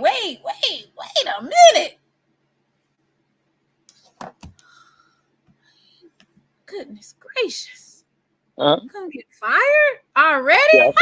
Yeah, You done messed me up the top of the because I'm going to be honest with you, it hurt me. Because I was so happy when my wife told me that. We heard it on I was at my dad-in-law's house. My wife came in and told us about the donation, and first thing I was thinking, they gonna get a new stadium. And the next day, my brother-in-law told me that it was all a hoax. what you spent the money? You had already spent the money, Mr. Ford. My thing was they gonna get a new stadium. They gonna get. That's the first thing came when my wife came and said, "You heard about FAMU's donation?" I said, "No," and then she told me, and but since then I've talked to a number of rattlers. They are very, very upset. I used to say they 38 hot. They 38 hot, baby. And I think that, it's been some other things down there that's happened that have kind of caused some turmoil, but I think this is the one that's going to break the camel's back. I think they're going to fire that guy. Are we talking about President 237? Yeah, I think they're going. I think Larry, that's it for him. If I can gauge, by the people up in Atlanta, the family up here, the graduates, they pissed. They felt like once again he embarrassed the school, and this was ridiculous. And then this guy had done the same thing to some other schools, to Coastal Carolina, and was it Coastal? I think, did he do it to the University of Texas, dog? Yep. University of Texas, Coastal Carolina, Miles College. Okay, so in I'm not defending FAMU, but I do feel like I need to state this, which is Coastal Carolina went all the way through with Geronimi as well, meaning they signed a financial agreement. And when Geronimi didn't make that first initial payment as to whatever they agreed upon, that's when they decided to pull it back. But they announced it just like FAMU did. They had, a press release, and it was in dozens of articles. I think they were kind of like highlighting that Coastal Carolina didn't actually go through with allowing Geronimi to speak at their commencement. But for a myriad of reasons, like there's a lot of different commencement speakers that have had, some shady backgrounds or, scammers. Oh, yeah. There's a lot. I mean, your commencement speaker is not necessarily the highlight of graduation, right? Unless they say, hey, we clearing your balances or whatever. Your highlight is the experience, the ability to take your tassel and go from one side of your head to the other, celebrating your family being there. I don't know. For me, the only thing that I would say is it's very tricky doing this while you have that type of governor at the helm, to remove that many different people at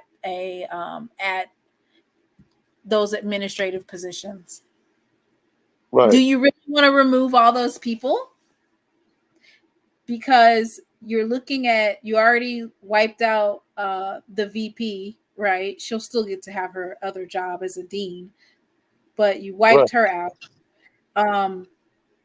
And even though Kristen Harper was there for a photo op, she still signed it. So she might be on the chopping block as well. So you're looking at a couple of openings at high level positions, and that leads on to instability. If it's one thing that has caused HBCUs so much trauma and chaos, it's instability in the administration. Yeah, and I think that ultimately they're going to hold him accountable. So I would be surprised if they let him stay at FAM.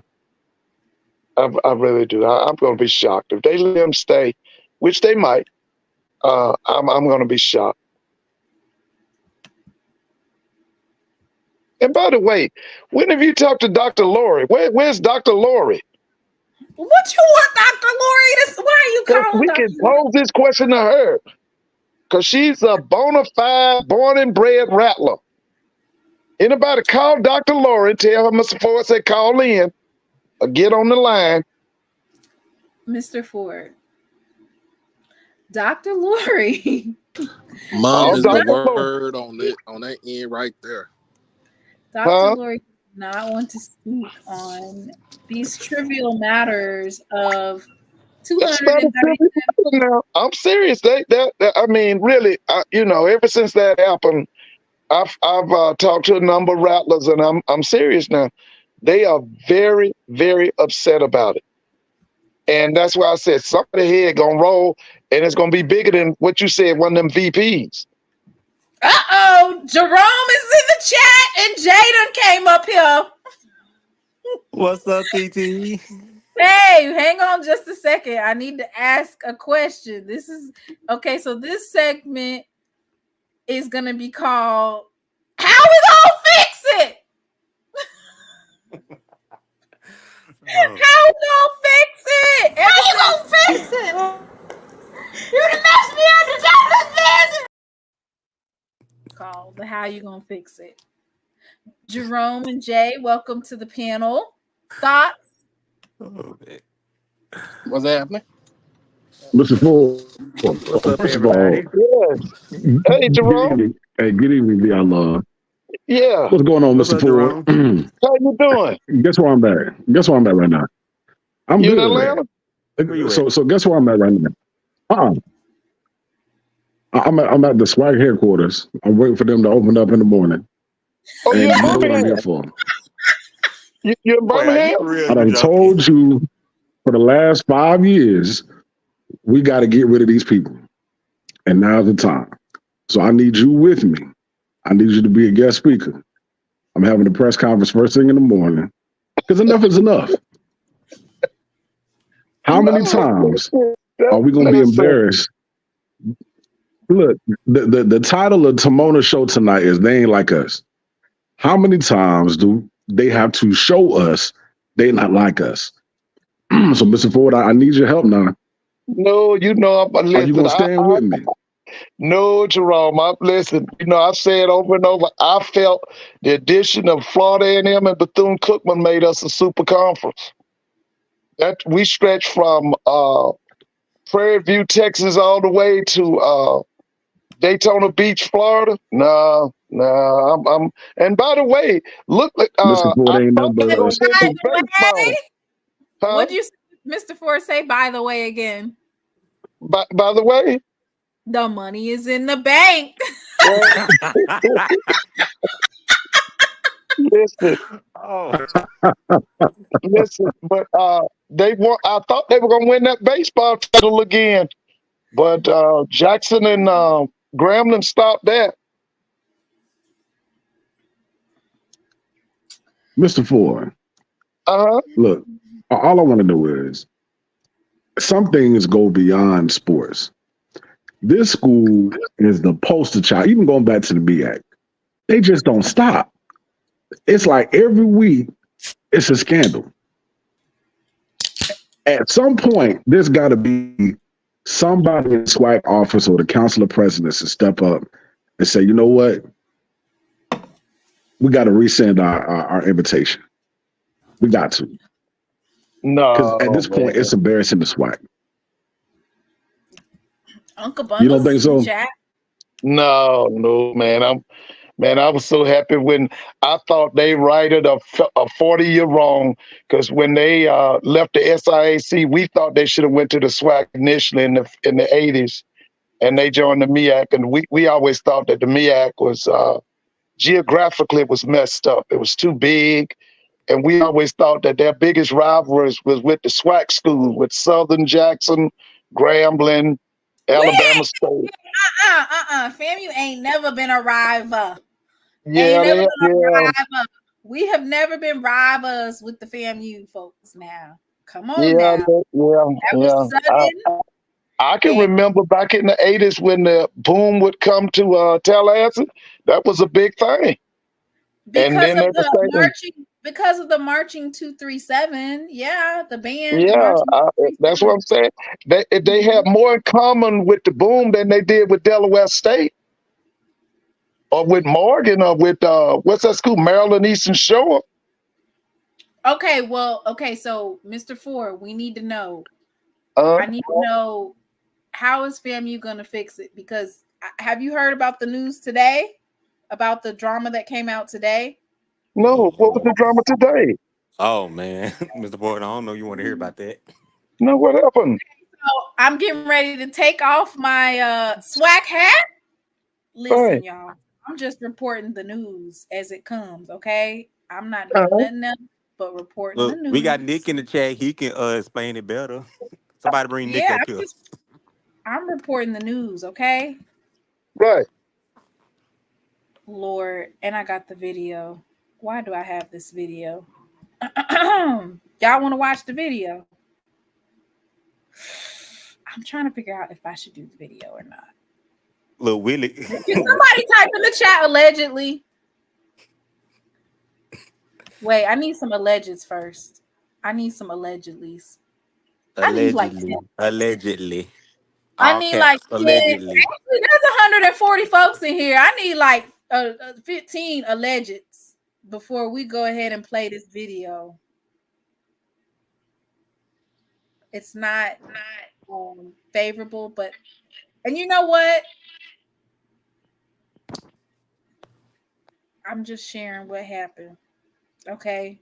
So for right now, y'all don't even look at this in the background. I'm a journalist at this point. Okay. So y'all keep that in mind, rattlers. Keep that in mind. I'm in the capacity of I am at this point in time, I am in the capacity of a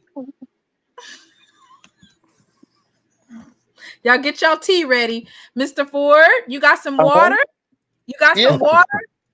All right, you might want to take a sip because this is some tea right here. Okay. All right. So allegedly, and you probably know, do you know about FAMU basketball player Legend Stamps? Have you heard of him? What's his name? Legend Stamps. No, you got me. Okay, so allegedly, Mr. Stamps caused an uproar today, and because he was caught attempting to meet a 14-year-old boy. Whoa. Yeah. This on top of allegedly their bowling coach trying to or having relations with somebody that's a student. That happened earlier this week. You heard that? See what I mean, Mr. Ford? Yeah, I hear that. I will defend myself. What do you mean? What happened? I wanted to talk to you, bro. You understand that? Why are you here right now? Oh, I'm sorry. Shopping? What are you shopping for? I was getting some medicine. Look, Legend, I know who you are, bro. Okay? You understand that I will defend you. I don't give a how tall you are, homeboy. Okay. Okay, wait. So can you guys hear that video? I can hear it. Yeah, we can hear it. I can hear it too. Okay, I'm just we can hear it. sure. Okay, so let me correct my statement before I move any further. I want to clarify. He is a former basketball player, former FAMU basketball player. Okay, that's very important, right?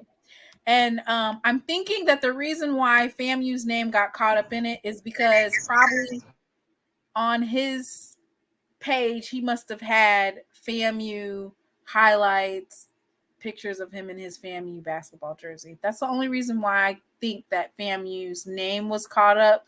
But this left HBCU spaces. So the bowling coach who allegedly had an affair or some type of incident with a student, that kind of stayed in HBCU spaces and didn't go any further. But this particular situation went viral on several different platforms that are not affiliated with HBCUs. You run, it's not going to end well with you. I will defend myself. What do you mean? What happened? What? I want to talk to you, bro. You understand that? Why are you here right now? I was shopping. Shopping? What are you shopping for? I was getting some medicine. Look, Legend, I know who you are, bro. Okay? You understand that I will defend you. I don't give a how tall you are, homeboy. Okay. How tall are you, bro? You're pretty tall. 6'8". You're really 6'8"? What are you here for? I was going to go shopping. Bro, cut the bull. homeboy. I have the conversation in my pocket. You were just on the phone with me when I was walking up to you in the store. Hold on. 15? Want to try again? 14, 13. 14, 13, 15, 14, 13. What one was it, homeboy? 14. 14. You've already pissed me off. He's 14. What things did you talk about with this boy? He asked me, like... No. That's not what I said. What type of things did you talk about with the boy? Don't put blame on the 14-year-old boy. I'm not. What did you talk about with the boy? Okay, what we talked about was we were trying to figure out what to do. And then he was trying to figure out what to do. I like how he keeps going to him. You're the adult here, right? I was trying to figure out what to do. In the end, he wanted... What? In the end, he wanted... That's it. In the end, he wanted to have... That's it. So that's enough of that. Anyway, it went viral. And that was affiliated with them because he was a former student athlete. Now, I will say this. This is the only thing, right? This is the only thing that I would have to say is that the particular outrage for this incident is totally different than the outrage earlier this week when they said that the bowling coach at FAMU had a relationship with a student, right? It was a very different response from folks from the university, a different type of outrage. Of course, obviously, because maybe the sensitivity of it being a minor, but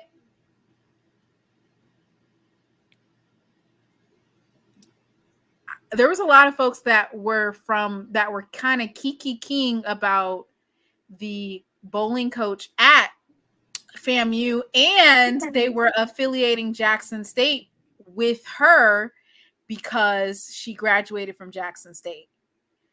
So she graduated from Jackson State. She went to coach somewhere and she was hired by A.D. Sykes. The bowling coach already had a whole bunch of drama earlier in the year with some of the players. That kind of subsided, and now it's come out allegedly that she had a relationship with a student. But I will say this, some of the folks that are requesting that their institution's name not be affiliated with this particular former player did not necessarily have the same grace when affiliating the bowling coach with Jackson State. So I'm not going to take either way. I haven't even been on here. I've been banned from Twitter. So I've been out of the loop of all of the conversations. But I did notice that earlier in the week, they were affiliating the bowling coach with Jackson State because that's where she graduated from, instead of it being a FAMU employee engaged in a situation with the student. It was Jackson State graduate.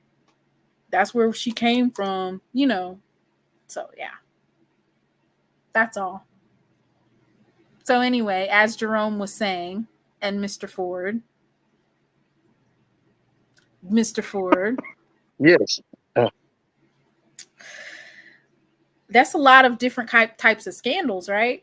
Not necessarily this student, but we can just exit out. We can exit the student off of the list, but we could just say that FAMU's optics in the last 6 couple months. it's been extra, right? And to be quite honest, we had a whole conversation about biggest HBCU brands, and I think it displayed that a lot of people don't understand what brands are. But honestly, the scandals are kind of outshadowing or kind of like overcasting anything that FAMU does good, and it's kind of like that is their brand. It's like scandals, and nobody really thinks about the sports. Nobody's really thinking about academics. And I'm talking about the last 2 or 3 years. You say FAMU, it's like it's a scandal. Like that's their brand. So, Mr. Ford, that's my biggest kind of gripe, and even going back to the whole, fraudulent gifting with Jerami, it wasn't just Coastal Carolina. It wasn't Texas. This brother also approached Miles College. They shut it down. He approached Kentucky State. They shut it down. He approached Texas Southern. He shut it down. And then he, slid his way over to, no pun intended, he slid his way over to FAMU. And it just boggles my mind how, even from the optics, what Timona just mentioned, just the mere appearance of this guy, no one in the room asked any questions, or it didn't give anybody pause as to, like, what are we doing? And then, the fact that you have to sign an NDA, like, that's a huge red flag. So it makes you wonder, what was the intent? Because you know this deal is bogus. So why try to move forward with it? And to Timona's point, you're in a state, a very, very red state, and the type of governor that you have, and now the state feds are involved with respect to, like, investigating the whole situation, and it's not going to turn out good. So, and clearly they are clearly going to remove their president. Like, that's a given. But now you put yourself in a position, and I say you, I'm talking about FAMU alums in charge. You put your school in a position to allow this very radical red governor to appoint the next, head of your institution. And it just doesn't bode well for them. So one of the people in the chat, Jerome, they said that there were scandals in Jackson as well over the past few years. So what do you have to say in regards to former Jackson State presidents, or some of the scandals that have came out about Jackson State? What do you have to say as a response to that? So the only legitimate scandal that came out of Jackson, listen, heavy on the legitimate. The only legitimate scandal we had was President Bynum.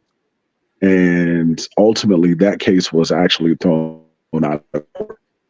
So he never really faced jail time or whatever.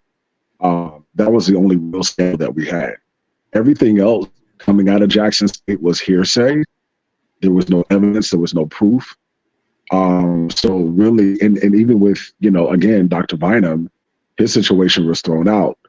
So, we're talking about, and we also have to consistent talk about issues. Also pointing out that Jackson State's not the head point that appoints our president, right? We have no control over appointing our president. Our presidents are appointed by IHL. And they have systemically and purposefully and intentionally placed certain presidents at the helm, knowing some of their past discretions or their behavior on purpose to keep Jackson State in limbo in some things, right? So I just wanted to point that out to some of the people who are on there. It's like, well, why you don't talk about Jackson State drama? I definitely covered the president and when he was named the president, right? But just to point that out to people who say, well, what about Jackson State? What about Jackson State? Jackson State has no control over who we hire as our president, right? And IHL, as a way to keep whoever the president is in check, usually they get somebody that they have something on, so that when time comes, if they get out of whack, they'll drop it.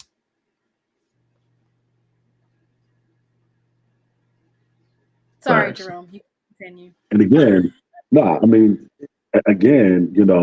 only scandal that we had was Bynum, and his situation was thrown out. People talk about President Myers. That was totally bogus. I mean, hell, she works for SWAC COC right now. She was never given any charges because IHL signed off on every single endeavor.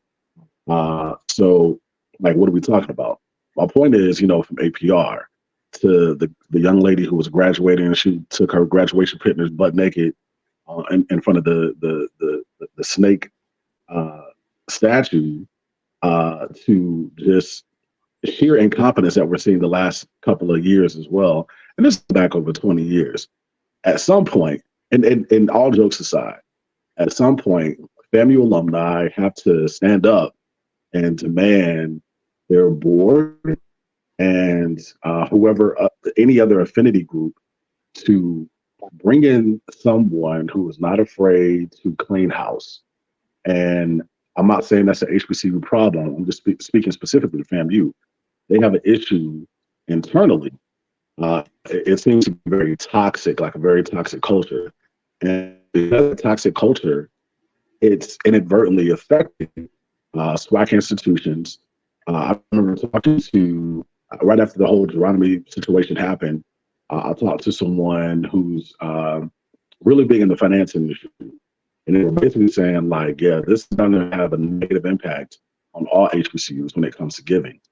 So, again, Mr. Ford, I mean, you got to admit, there's some toxicity, and it's not just with the president. It seems to be pretty long-standing. And I don't know where the root is, but the FAMU alumni have to demand someone come in and clean house. Because otherwise, the governor's going to do it for you. And you might not like it. Well, I do, and I think I know. Well, I do believe that there will be a change at the top. As far as what happens after that, I don't know, but I do believe that there will be a change at the top. I do believe that. Do you think that they'll keep Larry or President Larry as a type of, I don't know, advisory role or something, just because of his impact on academic side of things at FAMU, and his ability to move FAMU in the academic side as far as funding and stuff like that? Do you think they'll still keep him? Yeah, I could see him, in an advisory role, but I've seen people removed as president of FAMU for doing much less than this, and they were removed. And so that's why I'm saying, I'm surprised. I'll be surprised if he continues as president of Florida A&M University. I would be surprised. I would say it like this. I'm going to be honest with you. Everybody name that was on that paper, when I told you about this last time, Timona, everybody name that was on that paper, they all need to be gone. Everybody that signed that paper for the donation, they all need to be gone. Seriously. Starting from the president, where the foundation board president, she resigned.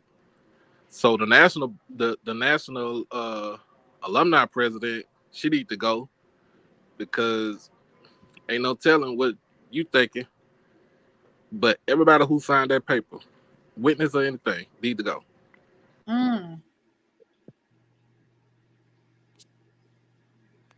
you can't have that many advisory positions open. So that's possibly a violation of accreditation to have numerous administrative roles vacated all at once. Just FYI. And see, what one thing I would hate to see, truly, because there have been quite a few missteps going on, and I know the state is in charge of the investigation. I would hate for some things to come to light, and SAC CLC has to step in and render some warnings or whatever.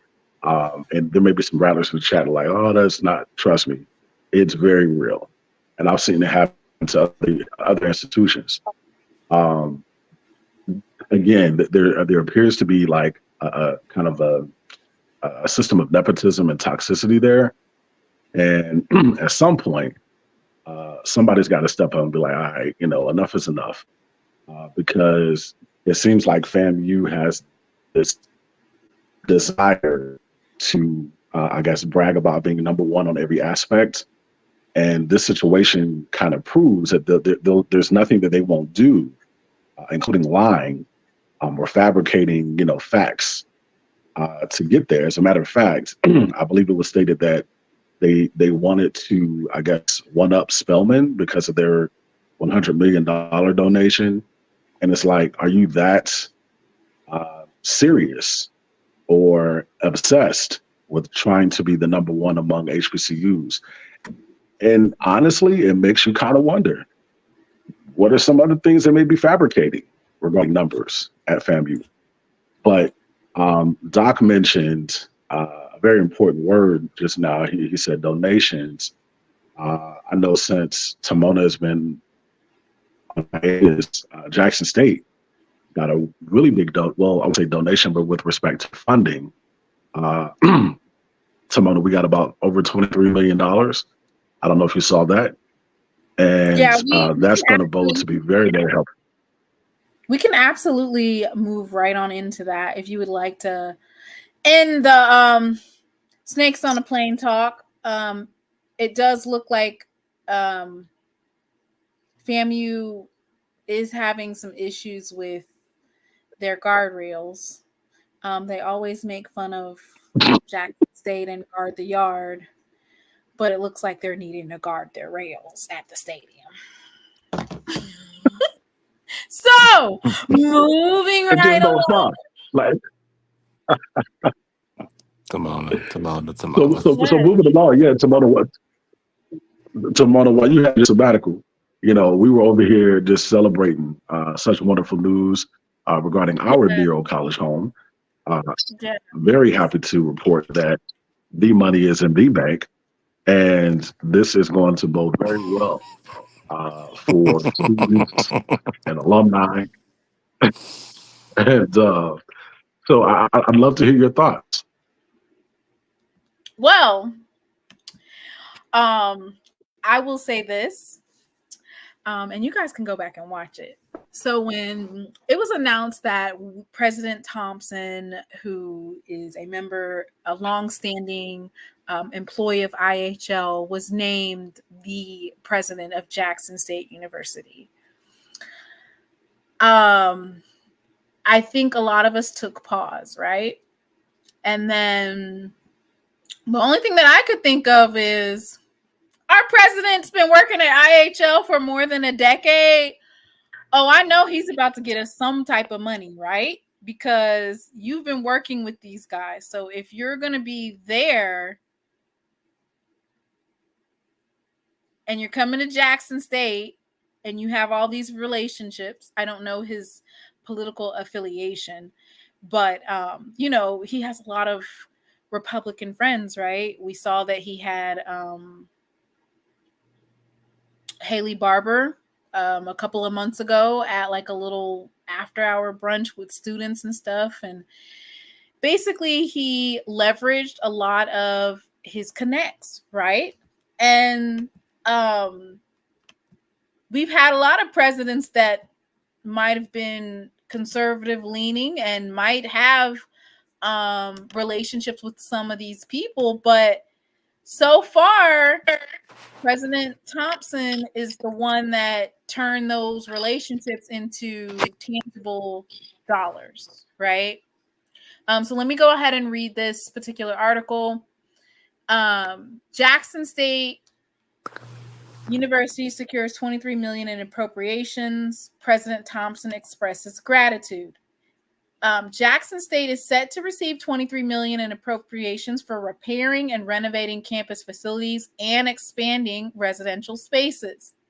Last week, Mississippi Governor Tate Reeves signed Senate Bill 2468, which allocated funds to state institutions through the Mississippi Institution of Higher Learning. We greatly appreciate our appropriation and the invaluable support of Governor Reeves, our legislators, policymakers, and stakeholders, said JSU President Marcus Thompson. This infusion of resources will enhance the educational experiences and quality of our life. For our current and prospective students, we look forward to ongoing collaborations to amplify Jackson State's standing as a world-class institution. A portion of the appropriation will be used to complete the renovations at JSU McAllister Whitesides Hall, a women's residence hall. The building has been offline since 2021, but once finished, it'll provide an additional 300 beds to accommodate students. Thomas noted that the funds would also help support water resources and water infrastructure for vital campus buildings. JSU administrators are currently vetting the use of above-ground water storage tanks to ensure a reliable water supply in the event of an emergency. Since taking office in November 2023, Thompson has committed to building bridges and fostering collaboration to ensure JSU receives the necessary economic resources to improve campus facilities and enhance amenities. These efforts will help support the recruitment of future students and solidify JSU's reputation as a premier higher education destination, both locally and nationally. Okay, so I think I actually did kind of comment on it on Twitter. Let me see if I can pull it up. I'm excited, right? That's great. Oh, and yeah. Jerome, didn't you say that they were also going to be purchasing the hotel downtown? Yeah, I believe it's the Marriott. Marriott? Yeah, the Marriott And downtown. if I'm not mistaken, it's like 300 units. And of course, within those units, I'm assuming maybe 2 beds per unit. So that could possibly be an additional 100 beds for residence life. So very, very much needed.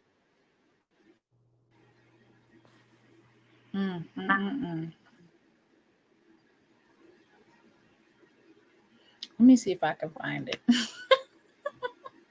Oh, I found it. Yes. So I found it, y'all. This is my reaction. Wait, let me make sure I got it on here. Oh, God. Yeah. Simona. I thought you were going to pull up that.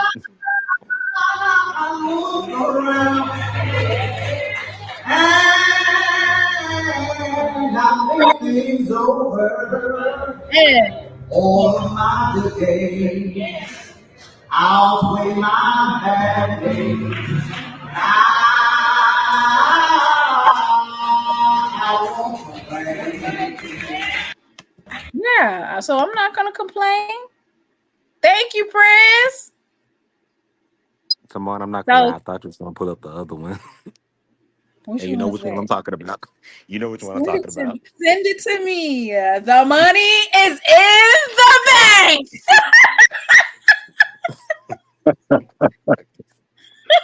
Hey, but you know what, Simona? Within his first 6 months, because I think he took off December, and now here we are in June. He's done a pretty decent job. Well, really a really good job. I know the previous president wasn't able to close some of those deals, with the state. So I'm happy, definitely happy with respect to what we're seeing so far. And he's very student focused, so that's a plus. Right. Sometimes when you are on the outside, even though you're an alum, sometimes you can't see the vision, right? You can't see the vision. So you might be skeptical about it or leery. And so for us, it was definitely like trial and error, right? Like, ooh, I don't know. I don't know what's going to go on. I'm trying to find the money is in the bank. But yeah, so congratulations. I did read an article as well. And Simona, I did read an article recently that talked about the number of applications at Jackson State are up for the fall. So again, all of this definitely is going to bode well for the master plan, of course, of getting the enrollment back towards 10,000. Of course, we're still working to get the Palisades back online. you know, the opportunity for a new actual resident hall on campus is still there. So definitely moving in the right direction. You know, we've been moving in the right direction last decade, really the last 20 years. But I'm seeing some things on the kind of behind the scenes that are very impressive. And I do want to say we're almost at R1 status. So I look forward to President Thompson speaking more about that pretty soon. Okay. I think it's interesting. So here's my only thing, which for me, I kind of feel like the president is probably the only one that could get this going, which is I would like for the legislators to make an amendment in their constitution, which they did it in Florida, which is allowing for a lien to be placed on state property, which is basically the school, for Alcorn, Valley, and Jackson State for the ability to take advantage of the HBCU capital finance program. That's the only thing left, right? Absolutely. Because, and I don't know if he would be able to, I don't even know what he said to them this go around, but based off of the fact that he was able to get the 23 million, is that something that President Thompson could advocate for, is that the Constitution be changed, allowing for us to receive bonds and basically take advantage of that capital finance program? So on one end, you would say, yeah, probably not, because they don't want for HBCUs to elevate, right? But that's probably the only way that Jackson State would actually be able to get our own water system. It's estimated to cost about $30 million for our water system, for a completely new water system. I don't think that they included Jackson State in the $600 to $800 million that we received from the federal government for Jackson's water system, right? So I feel like that Jackson State would need that. I mean, in Alcorn and Valley, that all three of these HBCUs would need an opportunity to take advantage of that HBCU capital finance program. That's the only way. Because environmental racism, it still exists. This chat, Mr. Theron, is for everyone, right? It's SWAC Saturday. Everybody's been in here joking and going back and forth. So y'all gonna have to have some thick skin when you come in these chats. Okay? It gets sticky. As long as you're not cussing and talking about name calling specifically to the person, we get it in. We welcome any and all to the chat. Go ahead and I would tread lightly because we got some shooters in the chat. And when they say whatever they say, we got some shooters on the screen too. Yeah. So you can't necessarily get put in timeout. But what I'm saying is the leash is a lot longer in these chats. It's not like Twitter. All right, so let me go ahead and quickly explain this. And Jerome, do you know what else the money will go towards? Yeah, so well, mainly those items that were I guess put in the literature, just with respect to McAllister Whiteside. If I'm not mistaken, I did read an article that stated they were going to renovate McAllister Whiteside into a more suite style, kind of like the college, what is it, Campbell College suites. So it's definitely a plus because quite a few students prefer those type of residence halls as opposed to traditional. But kind of going back to your point about the capital finance campaign, just to see what wonderful things have been done at FAMU, at Alabama A&M, with being, a part of that, I guess that collaboration. I know Alabama A&M had a brand new dormitory built. It's massive, it's beautiful, and it's really helped their goal of increasing enrollment. They also, through that capital finance campaign, they were able to get the new arena. So they posed it kind of like what FAMU did, like it's kind of /arena/academics. And again, to your point, all of those funds were forgiven by the federal government. So just to see what it could do for the AAC on Jackson State's campus, just to know what it could do with respect to getting another residence hall, and possibly maybe a new science building, which is, greatly needed. Yeah, I would love to speak with President Thompson. When you say a new science, do you mean like renovating the one we already have, or like literally building a brand new one? Well, I wouldn't mind having it renovated, but in the interim, like where would those students go? I guess maybe like the Just Science Hall, but it's, the Just Science Hall is a lot smaller than the People's Building. So me personally, I'd rather them just, build a brand new facility. And then turn that into what? Well, I mean, that land used to be where the football stadium was, but we could use that space for much needed parking. There could be a parking deck, placed where it is, or there could be maybe another facility, maybe possibly expand, the engineering building, which is a very fastly growing program, very popular program. So there's just a lot of different options, but I would like to see maybe first, it be maybe gutted out and renovated, but I'm totally open to it. Okay. So I wanted to quickly explain what I meant earlier when I was talking about the HBCU capital finance program, just because I feel like this would be a definite game changer for Jackson State, Alcorn, and Valley, how the program works. And I feel like this is the game changer that we need.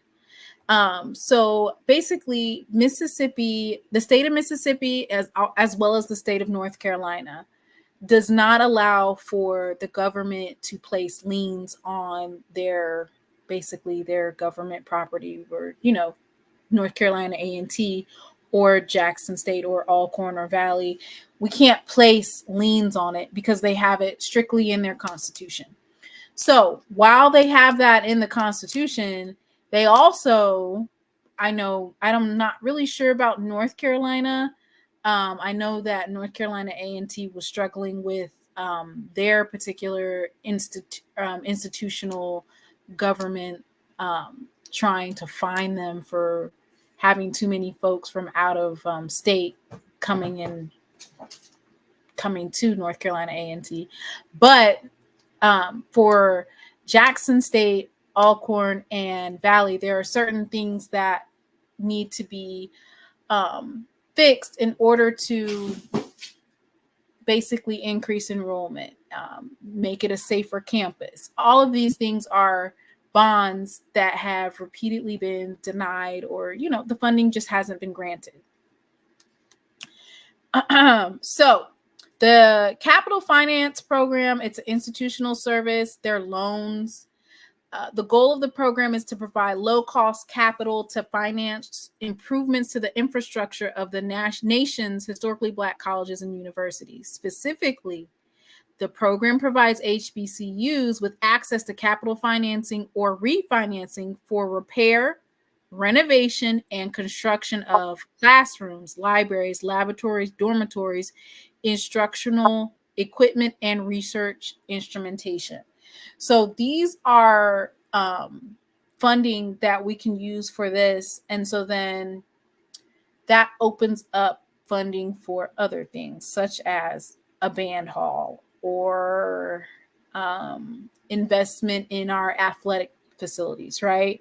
So usually what happens with HBCUs is that we are so worried about just like our infrastructure and regular things that we have to take care of that we're not able to necessarily invest in other things that enhance the university. The program authorizing state statute caps the total amount of loans and accrued interest available through the program at $1.1 billion. However, the program can exceed if Congress provides for the program to do so in an appropriation bill. Because what I've noticed is that the federal government is not going to right the ills and wrongs of state government. So they're not going to say, here, let's pass a bill and give out $5.5 billion to HBCUs specifically for these things, right? They're going to say, well, we made this HBCU capital financing program, but you didn't make it available to all because of the state's rights. So the assistance comes through the issuance of federal guarantees on the full payment of principal interest on qualified bonds, the proceeds of which are used for loans. Now, just to let you know, a lot of times these loans are actually forgiven. FAMU had a very big loan. I want to say it was like almost $100 million, and it was forgiven. So that's another thing. If you're looking at, for Jackson State, taking out, what would you say, Jerome, but $60 million for the water system? For which project? And the science building. Oh, so let's just say that we want our own water system, and we want the new science building. We want to repair and renovate the science building that you were talking about. We want to renovate. You got to throw in the band hall as well. Band hall. So is the band hall, is that something where it could be classroom affiliated, like music, right? Can you double it? Because it's absolutely. Yeah. Okay. So as long as that can be something that can be facilitated as like it says any classroom facility, library, laboratory facility, dormitory, including dining facilities. It's used for research purposes or for housing students. A facility for the administration of an education program, a student center or student union, except that not more than 5% of the loan proceeds provided under this part may be used for the facility center or union if the facility center or union is owned, leased, managed, or operated by a private business. Instructional equipment technology, research instrumentation, capital equipment, maintenance, storage, utility facility, a library, and this one right here, physical infrastructure essential to support the projects authorized under this program paragraph include roads, sewer and drainage system, and water, power, lighting, telecommunications, and other utilities. So how much do you think, just hypothetically, we're going to call this segment the 237 project, right? So let's play 237 and spend money that we know that we don't have, but if we did have it, this is what we would do with it. So Jerome, I want everybody to go and, let's take 70 million. Jerome, go ahead and spend your 70 million. What would you spend? Well, honestly, man, I'd have to push it at maybe 200. Like if we had to get 200 million from that program, that would encompass. Absolutely. I mean, because our need is definitely warranted. So when you look at the 30 million for the water system, look at gutting out, because fam, you had 100 million forgiven. Okay, but and then and then on top of that, we have a conservative president now. Come on now, let's be reasonable. Let's do 100 million. Tell me what you're gonna spend with 100 million. Okay. So for $100 million, I would use that. I would use 30 of that for the water system. I would use some of that. I would kind of split up the rest between the People's Building, kind of renovating that and expanding upon it, and also gutting out the AAC. I know Alcorn, with their state appropriations, they recently received quite a bit of that was for renovating their basketball arena. So if we can get quite a bit to renovate the AAC, I think the outside is solid. But if we can go in and just kind of gut everything out and incorporate some type of classrooms within the facility and make it look a bit more modern, that's how I'd spend the entire 100 million. All right. So Jay, you want to go ahead and spend it? What you spending it on? Is Jay even still on here? Doc, what you spending it on? Anybody else should. Hold on 1 second, y'all. Wait, hold on. Somebody said my name? Yeah, what you spending $100 million on for Jackson State? Where this is the 237 project. Well, like Jerome said earlier, first and foremost, I get that water system. That's top priority. Secondly, I would go and renovate. What's that? The Palisades, or is that Oh yeah, McAllister's? McAllister, like which one we of got those? the money. We already got the money for McAllister. We got Oh, that. we already got that. Okay, Yeah, so so yeah, I would. Palisades, Yeah, yeah. Palisades water system. What else? You cannot use Mr. Haynes. You cannot build a football stadium with this type of money. No. So please. Honestly, I'm not gonna lie. I don't think there's nothing wrong with the stadium. Honestly, like in my opinion, I don't either. They just need to renovate maybe like a few little renovations, but honestly, I don't think we need another one. To be honest, I think the one we got is perfectly fine. Yes. So just to let everybody know, and you guys go ahead and drop in the chat what you would spend. This is 237 project that we're taking on right now, and just drop in the chat what you would spend it on. Listen, you cannot utilize any type of money for the funding of athletics. That's not included in the HBCU Capital Finance Program. I will have to do a little bit more digging into the basketball arena because I don't see anything in here that says that you can utilize it for those types of So it has to. So you can have an arena like A&M and FAMU. No, I'm talking about the basket. Like for instance, the AAC actually doubles as also has classrooms in it, right? So I don't know if that's what they were utilizing. Right. What I'm saying, like in the actual list of things that are allowed to utilize it, I don't see where it says anything about utilizing it for athletics, basically. One thing that I did see in here that was interesting is a facility designed to provide primary outpatient health care for students or facilities. Now, I don't know what it is looking like right now at Jackson State for the outpatient health care. I know back when I was in school, it was a small, I don't even want to say it was a trailer. It wasn't a trailer. It was a really small building for like if you were sick or something. Very small, right? Right. So for me, okay, this is what I'm going to spend my 100 million on. So obviously 30 million is just down the drain with the water, right?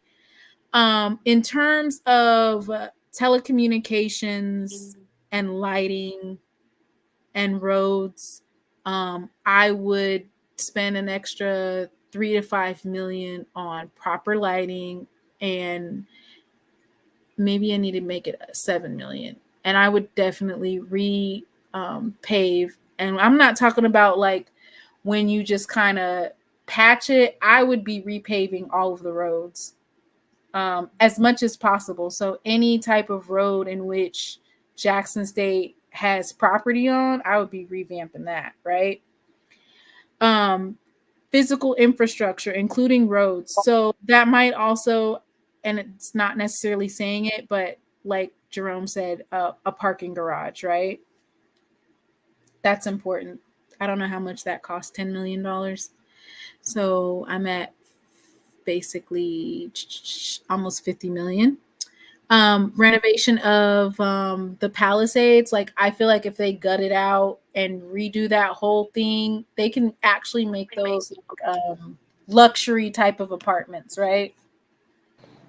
That sounds very that sounds very appeasing right there as far as renovating that place right there. So I would invest like 10 to 15 million, right? Because a lot of people complain about not having that luxury. We talking hardwood floors, stainless steel appliances. Wait, maybe not stainless steel appliances, because I don't know if they should have full stove. We had full stove in there. But I don't know if it should be like student style kitchen. What do you guys think? Most university houses, like, in that sense, is going towards that. What, student style? Yeah, like student You know style. how they have at like a hotel, they have like the countertop type of flat stove? Yeah, but I feel like just with that recent fire that they had at Alexander, I feel like an investment that big that you should I feel like it should still be, since it's student housing, right? Right. I feel like you could cut costs and stuff like that by definitely having the countertop type of stove. I feel like that's too dangerous and hazard wise. I don't know, but you know what though? Like I said, most, because if students don't want to live on campus, I mean, in a sense, give them the a full kitchen, like, because at the end of the day, I mean, I'm not going to spend no $15 million so that a student can have a full. And I enjoyed the full stove as well. I stayed at the Palace.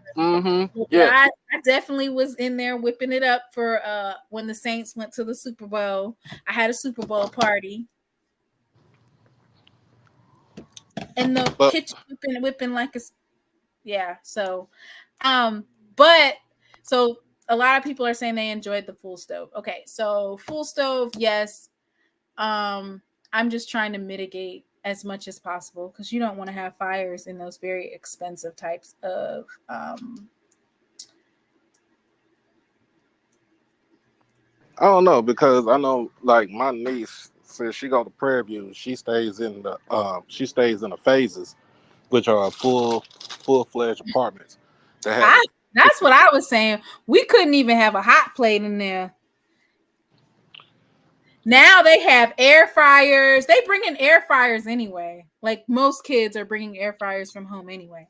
To me, I thought air fryers been allowed.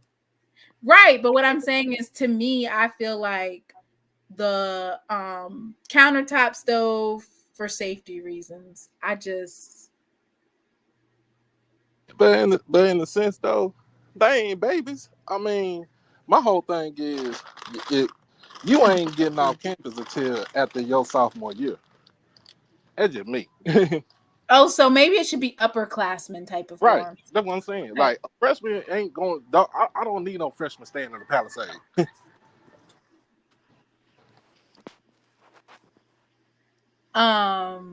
Right. So last but not least, what else am I going to spend it on? Okay, so somebody in the comments made a very good point and said that there's some things that we need to be investing in. And so one of them was an AI technology type of thing, which I definitely feel like that's something that they could invest in. Probably not necessarily renovating, but investing in extra research facilities or technology for the engineering program. All of those things are very important. Making sure that our STEM is up to code, right? Our STEM. And what else are we going towards? Aside from AI, also alternative resources. And the band building, yes, that's definitely a huge investment. The band building. The library, we definitely need renovations in the library. And then the rest of it is just renovating what we already have. And that there goes my 100 million. Yes, because that band hall is super cramped. So then you need a whole new band building, or you can renovate the one that you already have. I wouldn't necessarily say like build like a whole new music center. I'll just say just expand like the band hall room itself. Hmm. Can that be done by knocking down a couple of walls in classrooms? Um, I wouldn't necessarily say We like need knocking down classrooms, but I would say maybe just like the like knock down the walls of the I guess the band hall. I guess I'm not sure.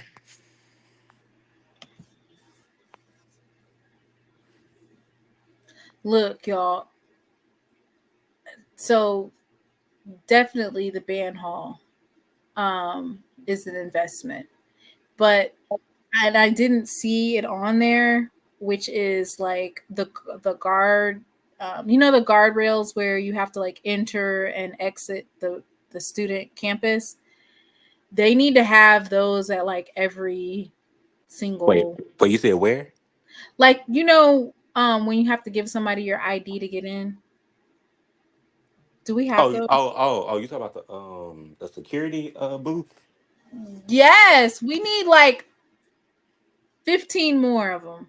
Oh, those entry points. Okay, I see what you're talking about. We Yeah, need yeah, to yeah. set up entry and exit points at every single turn.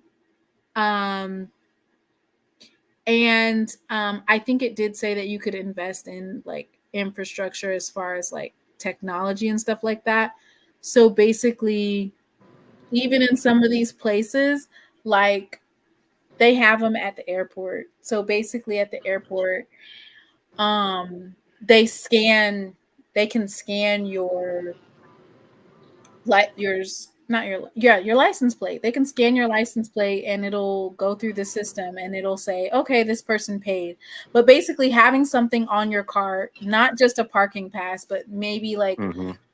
one of those things that they utilize when you do a toll road or something like that, something A that toll tag. something that you can scan and it's letting you in and out. So some of these guardrail or like entrance and exit points, they don't necessarily have to be manned, because when you think about the amount of manpower that's going to take, Mm-hmm. basically doing it so that the computer is doing it. So the computer is literally letting you in and out because you have that particular Almost kind of like what's those like certain apartment complexes, they have like gated communities, and right, you have to right, put in like a certain code for the gates to open. Like that you right. mean? Yes. Okay. So Yeah. Yeah, that's At High Point University, they have a lot of money. So they literally have guardrails with actual like figureheads there. So you're or not figureheads, but security guards at every guardrail, and they're checking and stuff like that. Um, every entry point, they literally have somebody there, and you have to show your ID, or they have something in there and they're asking you like literally, what are you doing? That mm-hmm. particular university, they basically gentrified the location in which they're at. And so technically it's kind of like they're in the middle of the hood, but they've gentrified and bought up everything. So Jackson State And I'm not saying that they're necessarily gatekeeping to the outside of Jackson, but to grow the university, this is very important.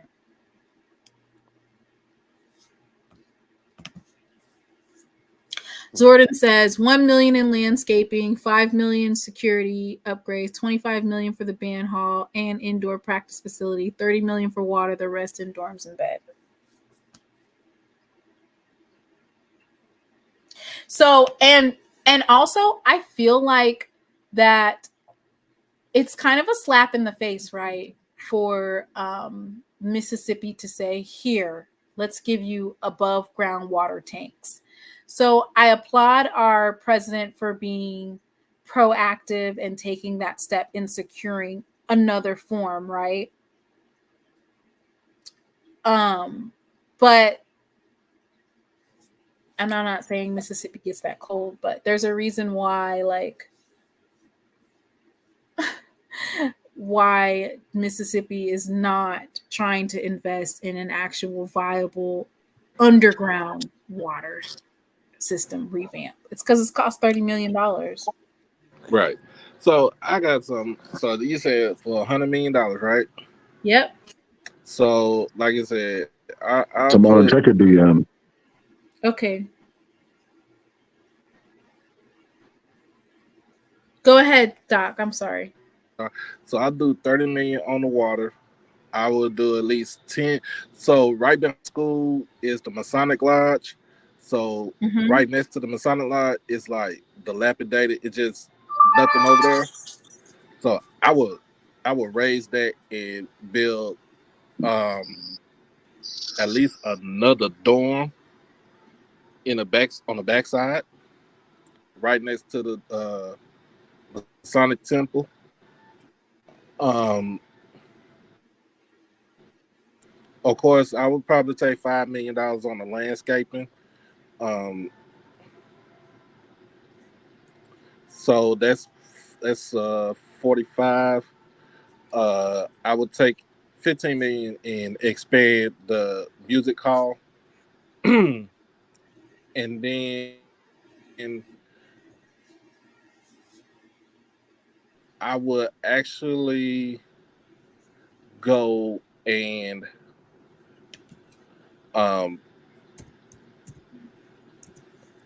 do add on to the new science building. Because you got a lot of space out there. I would add on to the new science building. When you say what new science building? The People's Science Building. We used to call it New Science Building. So you talking about People's that's right before the Palisades? You said John A. Peoples? Isn't that the College of Science, Engineering, Technology? Wait, isn't that by? It's right next right to the in front of president's the house. Palisades, right? Oh, see, it's across the street. No, it's across the street. Right in front of the Palisades, right? I don't know. It's been so long since I've been over there. The Palisades, you used to literally walk through. Was that? You said the new science building? The science building. I don't know because I ain't never seen the new science building. The new science building. So you know where if you walk from the band hall. Rosie McCoy. Okay, I know where Rosie McCoy is. That's right across the street from McAllister. Right? Am I getting my building? Am I getting my buildings messed up, or is it not? So what is the building that's right in front of the Palisades and you literally walk through there? That's the old science building? The old science building is just Science Hall. Oh, okay. Yeah, so you're talking about the College of Science, Engineering, Technology, that building. So it's right next. Where Lynn Street is, like if you was coming up on Lynn Street, where on one side is the engineering building, and then on the other side is the new science. We called it new science building. That's what I used to call it when I was in school. Oh, John A. Peoples. I think I see what you're talking about. Yes, John A. Paris says Peoples it's is by the by the Palisades. stage. That's Yeah, what you're right. it's not. I never seen You what the Palisades look like because I didn't. I never. Oh, okay. I never been. You know. Okay, I see that. Yeah. I see what you're saying. About. No, Mr. Moore. I know what I'm talking about. The Palisades was behind John A. Peoples. You literally had a path where you could walk from John A. Peoples or from the Palisades to John A. Peoples to get to class. And then from John A. Peoples, you walk across the parking lot, walk to the roundabout to the plaza. And I had class all the way in the business building.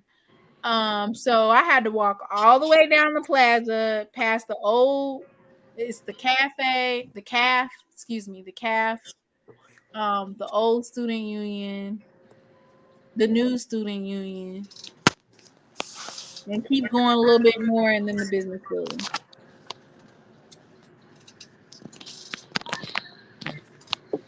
Hey, Tamona, can you play that video for me? Yes, I pulled it up. I was just What trying video? because Doc over there talking about the new science building.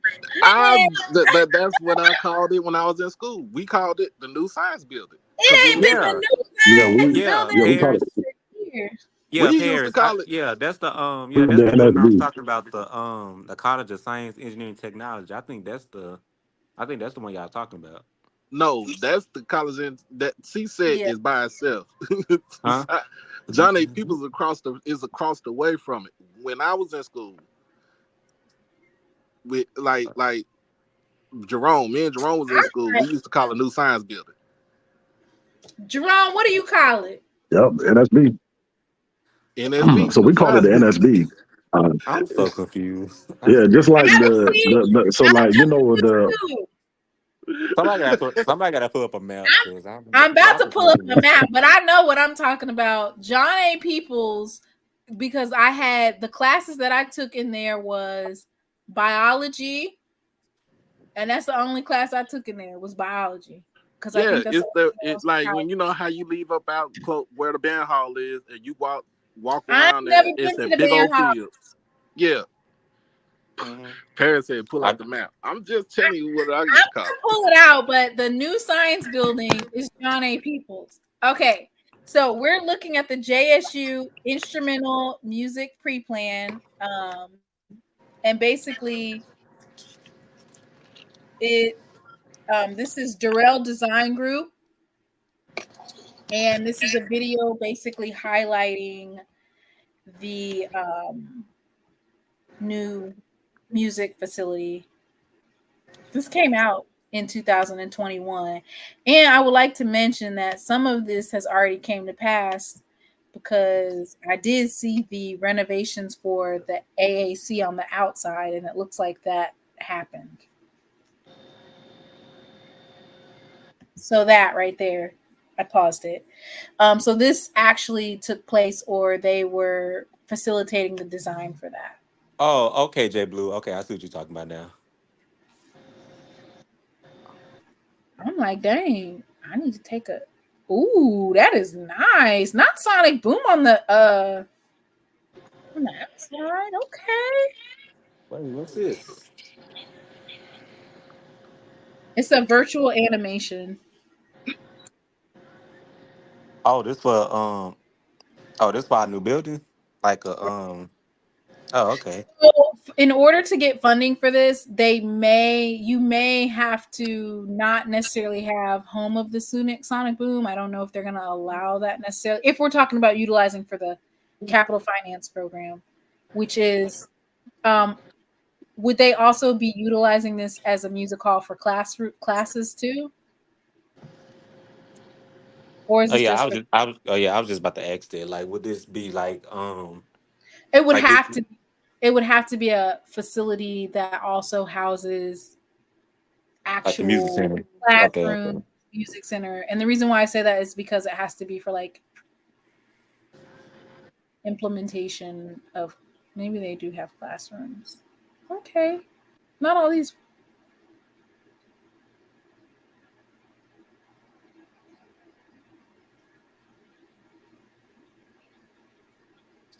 The J sets got their own room. Would this building also include a indoor facility or no? Indoor facility. I don't know. I'm just I'm You just mean like a football size field indoors facility? no for the Yeah. boom. For the boom. So so Mona, if you rewind it back, there was an indoor facility for the Bone. Oh wow. Because I'm not gonna lie, if they Okay, do so here's my consider it, thing. Like, there's absolutely, I love it. It's amazing. I'm just trying to figure out how do you tailor it to abide by the rules and regulations of using this capital finance program.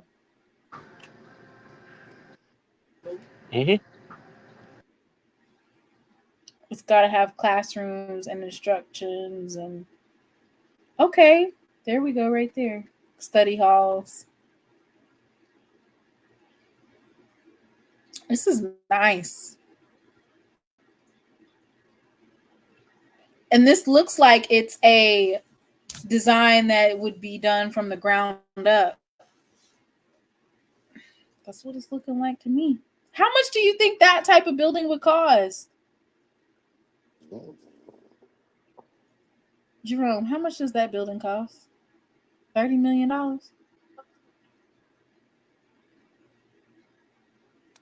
Ooh, you look said at how 30? yeah, how much does that building cost? I'm not gonna lie, I was thinking it was probably gonna cost about 50 million. I'm not. How much? You were saying 30 million, but I was thinking maybe it was gonna cost 50 million. I'm not sure.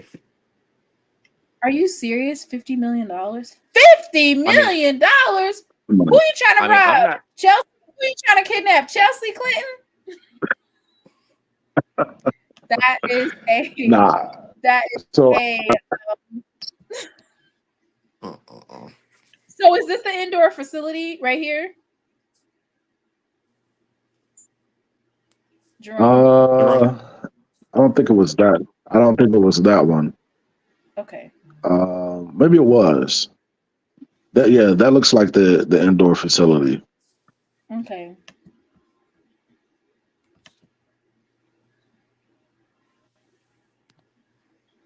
Okay. I'm not gonna lie. What If does they that do, cost, Jerome?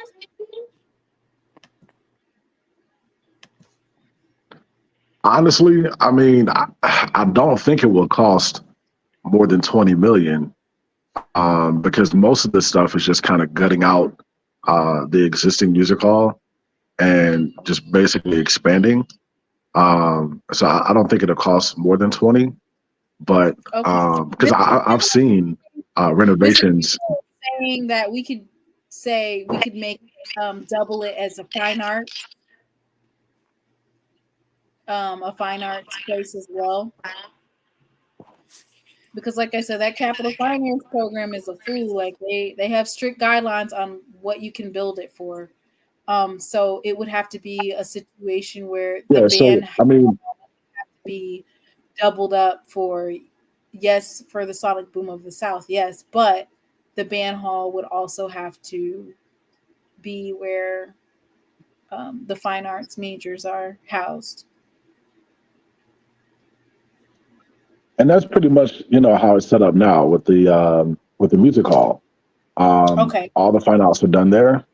You got the concert, recital halls, the classrooms, etc., lecture halls. So yeah. mm-hmm. like the symphonic bands, orchestra, jazz, dance, like all those fine arts is in that entire building right there. Right. But I'm not gonna lie, if they do make a new building, we definitely gonna need a indoor facility because how we say it don't rain on the boom, but I'm not gonna lie, when it do rain, people get sick. So we definitely gonna need an indoor facility for that. Right. And Simona, let me ask you this. So we've put a lot of emphasis on athletics, when it comes to like creating these groups of Jacksonians to get NILs, et cetera.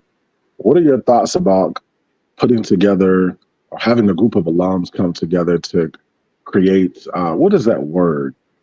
Collective, to kind of go after private dollars for projects like this, outside of course, like, as we're working to advocate for that capital finance program with the federal government, we can walk and chew gum at the same time and get a group of alums that are in different spaces to reach out to the private sector to donate towards one of these buildings and just give them naming rights. So is this like basically this is a corporate collective? Or correct. So instead of we're looking of a collective for student athletes, we're looking for a collective of, I think it's a good idea, right? Especially with, did they ever announce who the president was? Did I miss that while I was gone? The president of the National Alumni Association, did they make that announcement? Yeah, it's Patrice Edwards. Okay, she was reelected. Congratulations to President Edwards.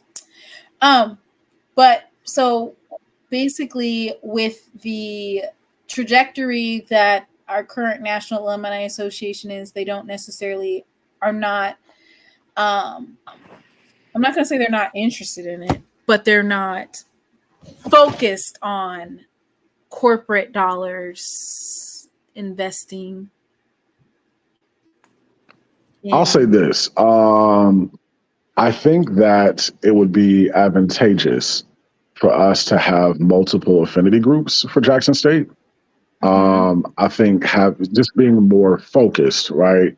And just having a collective of alums that are in certain spaces that can speak that corporate language, and who have those connections and relationships and resources to go after those private spaces or those private donors that would love to donate funds to Jackson State for a specific purpose, like for the science building or for the music facility or et cetera. And, if they want naming rights, so be it. But that was kind of my vision of kind of having just a group of alums with that specific purpose. I think that's amazing. I also think that we need to have a collective of, I don't know if it needs to be lawyers, civil rights attorneys, or legislators. We need to advocate on the legislative side of things, because what's happening really when we talk about all these different things is we're being starved out of funds appropriations that are actually due to us, right? The state is literally kind of like, here, let me just go ahead and give you this $23 million to shut you up, right? But we all know that this $23 million, it is amazing. We are grateful for it. But we all know that it's probably about 50 to 60 million short, right? More than that. It is more than that, but I'm just saying what they could have gave us. Right. What I'm saying is that we're having to look for the 50 to 60 million that we need. We're having to look for it other places. So while I like this idea of a capital campaign and investing in, especially the sonic boom of the South, like I'm wishing that maybe we could have capitalized off of the Super Bowl more. You know what I'm saying? Capitalized off of the opportunities that we had. But moving forward, there has to be a war, and it needs to be fought. It's going to be fought in front of the Supreme Court. That's the only way that you're going to get the type of appropriations you're needing. That building alone is probably 20 to 25 million, 30 million. It's a pretty old building, so I'm not sure. Yeah, but But to your point, not just say to your point, as far as, so I'll say this, you know, I had an opportunity to tune in to North Carolina A&T's alumni um, conversation with their president, et cetera. One of the alums asked their chancellor, uh, you know, can we do what Mississippi did, or Alabama did, or Maryland did, and sue the state? So his response was kind of citing the Jake Ayers case, how long it took. It took about 30 something years from start to finish. I wish And they just the type of relationship. I wish they would stop doing that. Who cares if it takes 50 years? It needs to be done. Well, see, here's the thing though. He also cited the type of relationships that deteriorated because of these different lawsuits. Now, Maryland, that was a lot more expedited than Mississippi's. But I do feel like as a collective, we can definitely walk and chew gum at the same time by attacking and being more intentional to certain areas. We can do the private sector, we can do the government sector, we can support the alumni base, we can tap into just so many different avenues to pull all these funds together for one goal. That doesn't necessarily have to be in the form of a capital campaign. We can do a capital campaign as well, as we're gearing up towards our 150th anniversary in a couple of years. But I think in the interim, if we can just kind of look at this from a holistic standpoint and not just look at, let's say, maybe suing the state, and then we got another group of alums who just want to go towards federal funds. I think that the starting point for that, even if it wasn't Jackson State, which is when I looked at it, because I just got finished taking constitutional law, when I looked at the deterioration, so the deterioration that you're talking about, like at this point, they're penny feeding in the state of Mississippi. They're literally penny feeding you anyway. So the first thing that you do is the land grant institutions, right? These are slam dunk cases, and people are saying that it's an ongoing fundraiser, but these civil rights organizations and institutions, they have the funding. But basically, this is what I was saying. There's only a couple of different ways to get funding, right? President can't necessarily appropriate spending. Like, it has to be done through legislation, or you have to go through the Supreme Court. So, yes, we know that the Mississippi case took 30 years, but what do we also know about some of these cases? Some of them, they settle before they even get to where they're supposed to go. And the reason why they're willing to settle is because they know that they're wrong. But what needs to happen is, instead of settling, the case needs to go forward. And once you have that binding precedent, meaning it goes to the Supreme Court, then it applies to everyone nationwide. So what I mean by that is, Alcorn is land grant. Which one is the other one? Is it Ole Miss or Mississippi State? Mississippi State. Okay, Mississippi State's a land grant. So Mississippi State and Alcorn State have the same land grant status, but we know that some of the money that was supposed to go to Alcorn went to Mississippi State. At this point, race is not involved. The standard that we're looking at is land grant versus land grant. This is a slam dunk case. This is not rocket science, which is they didn't get equal funding, or they weren't equally protected. Civil rights violation, a 14th Amendment protection. But the scrutiny that they're going to look at is, I want to say, like, rational basis, which means that the proof that is needed to say, hey, they cheated us out of this money, it's not that high. It's not. And if you have a land grant versus land grant case go to the Supreme Court and they rule in Alcorn's favor, that sets a precedent for Tennessee State. Isn't FAMU a land grant institution? It basically sets Yeah, the precedent. FAMU, UAPB. So it basically sets a precedent for all land grant universities. Once the Supreme Court ruling goes down that says, hey, this isn't fair, or even if that, the different ones can adjoin, just similar to how in the NCAA thing that just happened, how all of these different states adjoin to one case. You can have FAMU file a lawsuit, land grant versus land grant. Tennessee State, land grant. So all of these different HBCUs can adjoin to this lawsuit. And Prairie, Southern, yeah, all of them. They Alabama know how A&M. much is owed. And people keep on saying, well, it took 30 years. Who gives a damn? Because in 30 years, you're not going to get the 1 billion that's owed to you, and you're going to steadily keep getting it. DEI is gone. What do you think is going to happen? We're going back to Brown versus Board of Education before that. Everything's getting ready to be separate, and folks are now scared to make it equal. You're going to have to file that lawsuit. It needs to be done now. If I was a civil rights lawyer, I'll do it right now, but I'm not.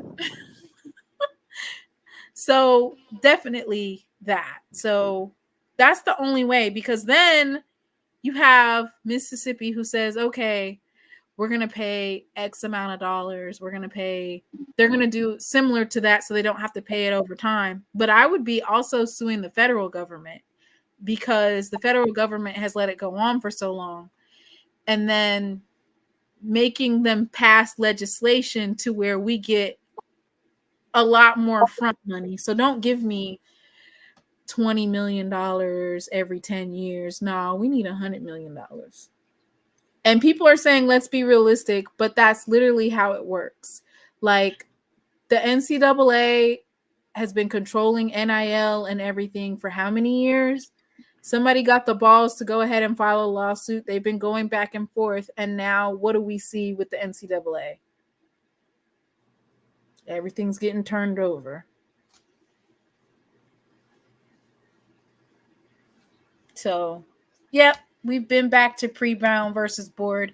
We are, but it's not equal. I don't mind it being separate, but it has to be equal. That's all. We can be separate, but we need to make sure it's equal. They're closing down Jackson public schools and everything. Okay, let me get off my high horse about that. Sorry, y'all.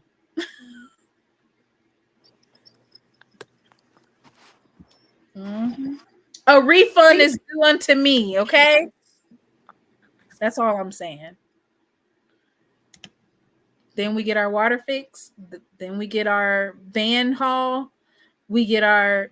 I still don't think we should get a new stadium. I like the vet. I feel like the vet needs just to be renovated, new press box. And we need to be trying to move. We need to be thinking bigger than just Jackson State campus. We need to be thinking about moving a pilot campus close by the stadium. I mean, I know that that's near the medical facilities, but basically what I'm saying is Jackson State has to think bigger than just let's move our stadium closer to the school. We need to be thinking about buying up properties and making classrooms. Anything else?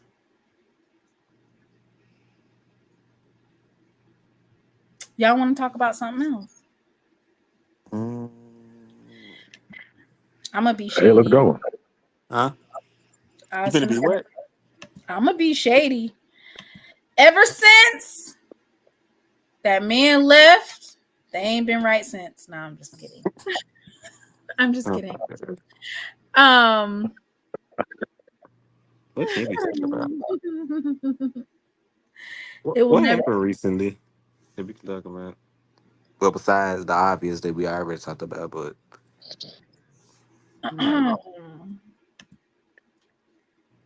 oh, okay. Jackson State has some football clinics. Jackson State has started summer camp. When they gonna do them stadiums? When are they gonna do stadiums? Running up and down the field is all fine, but we need a hill to run up and down. They just Don't reported they do the back bleachers? Don't they run up Tuesday. and down the bleachers? What bleachers? At the stadium? Yeah. Don't they do that or no? Mr. Campbell said that FAMU got off light tonight with Jerome slander.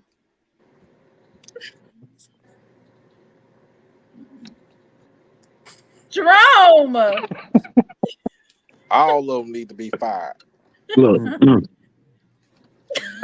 Pink you know the slips. thing with FAMU, man. It's like when you mention their name, it's like a dark cloud. It's like this. It just brings the whole It's a show dark down. Like I cloud. just decided to. That's the name. You ain't Hey, talking but about Jerome, that's the name of defense. their defense, though. It's a dark cloud, and he Is it ain't talking really? about defense. It's demonic, and Oh. I just had to shift the conversation. Had to shift the conversation back to Jackson State, man. They some freaky people. That's a what? They need Jesus. Oh, They do. Freaky frog. I told my homeboy, man, they need like seven culture church mothers just to walk around that campus 7 times or something. Back, it's like every year, man, they just some heathens, and every time we talking about them on this show, it's like it just brings the vibe down. So we're good. Need Yeah, a how gallon is of all holy water. fixed? Need a gallon of holy water. holy water. That's what it is, man. A gallon. Tamona, you coming to this cookout tomorrow? You know what? I do have to pick up my son. So that is. Oh yeah, that's right. I forgot y'all Okay. cookout was today. I mean tomorrow. Yes. Yeah, come I'm slide through, gonna- man. Yes. I'm You in really can't Mississippi. I forgot to slide. It is Hey, man, why you got to put Quanell absolutely X on here, dog? shameful and frightening. You really can't make this stuff up. It is absolutely appalling, shameful, and frightening. You really can't make this stuff up. It is absolutely appalling, shameful, and frightening. Y'all. Yeah, because I need some good old nice food. Why you got Quanell X up like that, man? Because he's explaining the feelings that I felt when I read that article. He just says it to a T, which is You really can't make this stuff up. It is absolutely appalling, shameful, and can y'all hear frightening. that? Yeah, we can hear it. Wait, ain't this my clip I took? Tamona, when Yes. is the NCAA gonna drop the APR scores? I thought they was gonna drop them like I last don't think month. they're gonna drop them now. I don't think they're gonna drop them. They might drop APR. APR, y'all done got saved by this NCAA determination that you can transfer as many times as you want. I don't think so. Hold on. When did they drop them last year? Was it in June? I thought it was in May. May. It's May done been gone and passed and went away.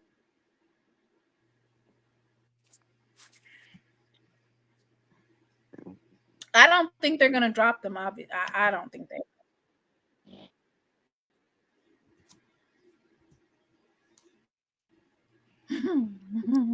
Well, I would like to say I don't think they're gonna drop them any. Wait, what? Freaky frog! You freaky frog! You're a freaky frog! Frog! You freaky frog! You're a freaky frog!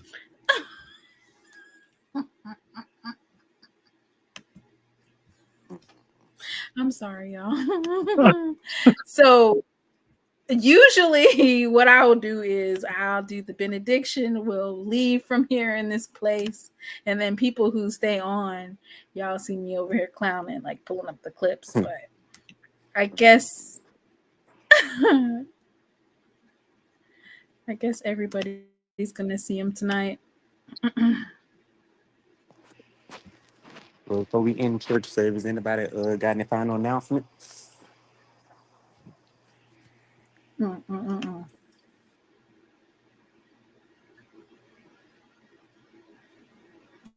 Are all hearts and minds clear? Well, May I the would like Lord. to say, oh, Go well, ahead. I got. Well, I just like to say, today's the 1st of June. My birthday will be in 5 days on the 6th, and I'll be turning 22. Uh-oh. Okay, Gemini.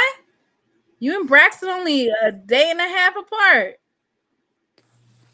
Oh, Braxton the gym. I ain't know that. Yeah. What's that? The 7th or the 8th? No, wait. He's on the fourth. He's on the fourth. Disgrace Hmm? and a shame. This is The a fourth. disgrace and a Oh, shame. the 4th. This Well, okay. shame. This is a disgrace and a shame. So, Doc, who is Cornell? Quanell, he from out of Houston, man.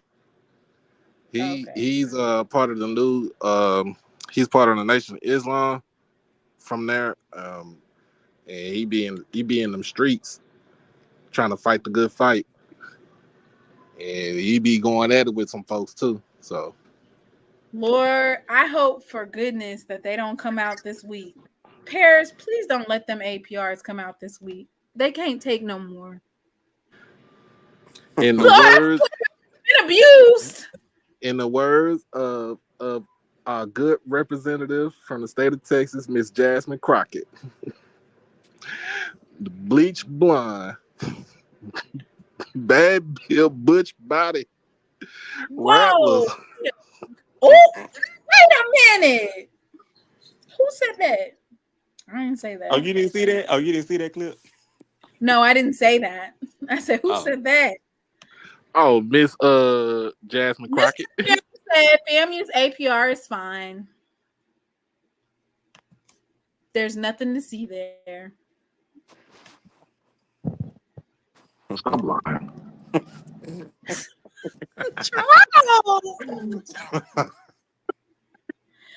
They just lie. Mr. Campbell, he said, why you always lying? Why you always lying? Ooh, stop all the lying. That APR is real close. Real close. Nah, it's real low. 100. It's real low. Oh my. Well, I've missed you. I've missed you. You know what? I'm about to get ghosted again. No, I'm just kidding. Listen, it's getting ready to be the summertime. I do plan on attending SWAC Media Day. So, Mr. Ford. Yeah. What you over Mr. Ford was still here. I know you see all these people asking about you, and you just over there quiet as. Are you asleep? Yeah, I was. I had those. Tell me what did they need? Tell me, did they have any questions? I mean, Mr. Ford, they haven't seen you in months, and they want to know. I know it. I've been missing you and Doc and everything. Did they have any questions they wanted me to answer? Yes, Mr. Ford. What they want to know is, do you think that FAMU should be replaced with Tennessee State? No. Nah, that's more. Listen, y'all think y'all got some drama with it with FAM? You listen, it's some drama in Nashville, baby. Nah, nah. I'd rather stay with FAM. All right. No. We stay with FAM.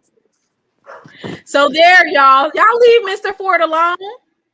What did they have in that? What did they say? They want to know. They said, "Tell us about the SWAC in 1964." Okay, SWAC in 1964. Okay, that was wait, I'm trying to think. 63, I think, was the year Prairie View went undefeated, right? Prairie View went undefeated in what? Football. Yeah.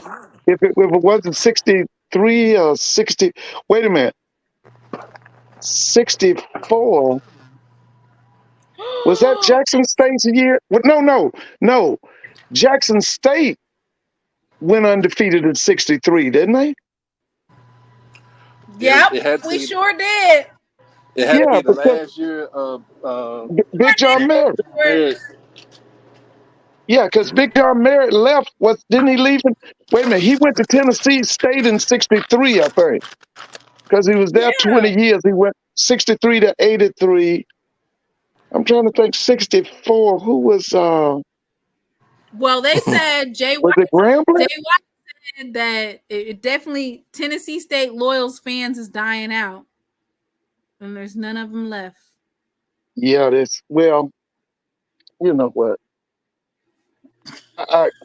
Tennessee State made themselves irrelevant with all them moves, and I thought they would have by now. They would have come to their senses and left that hillbilly conference and joined the SWAC or whatever, the MEAC or something. But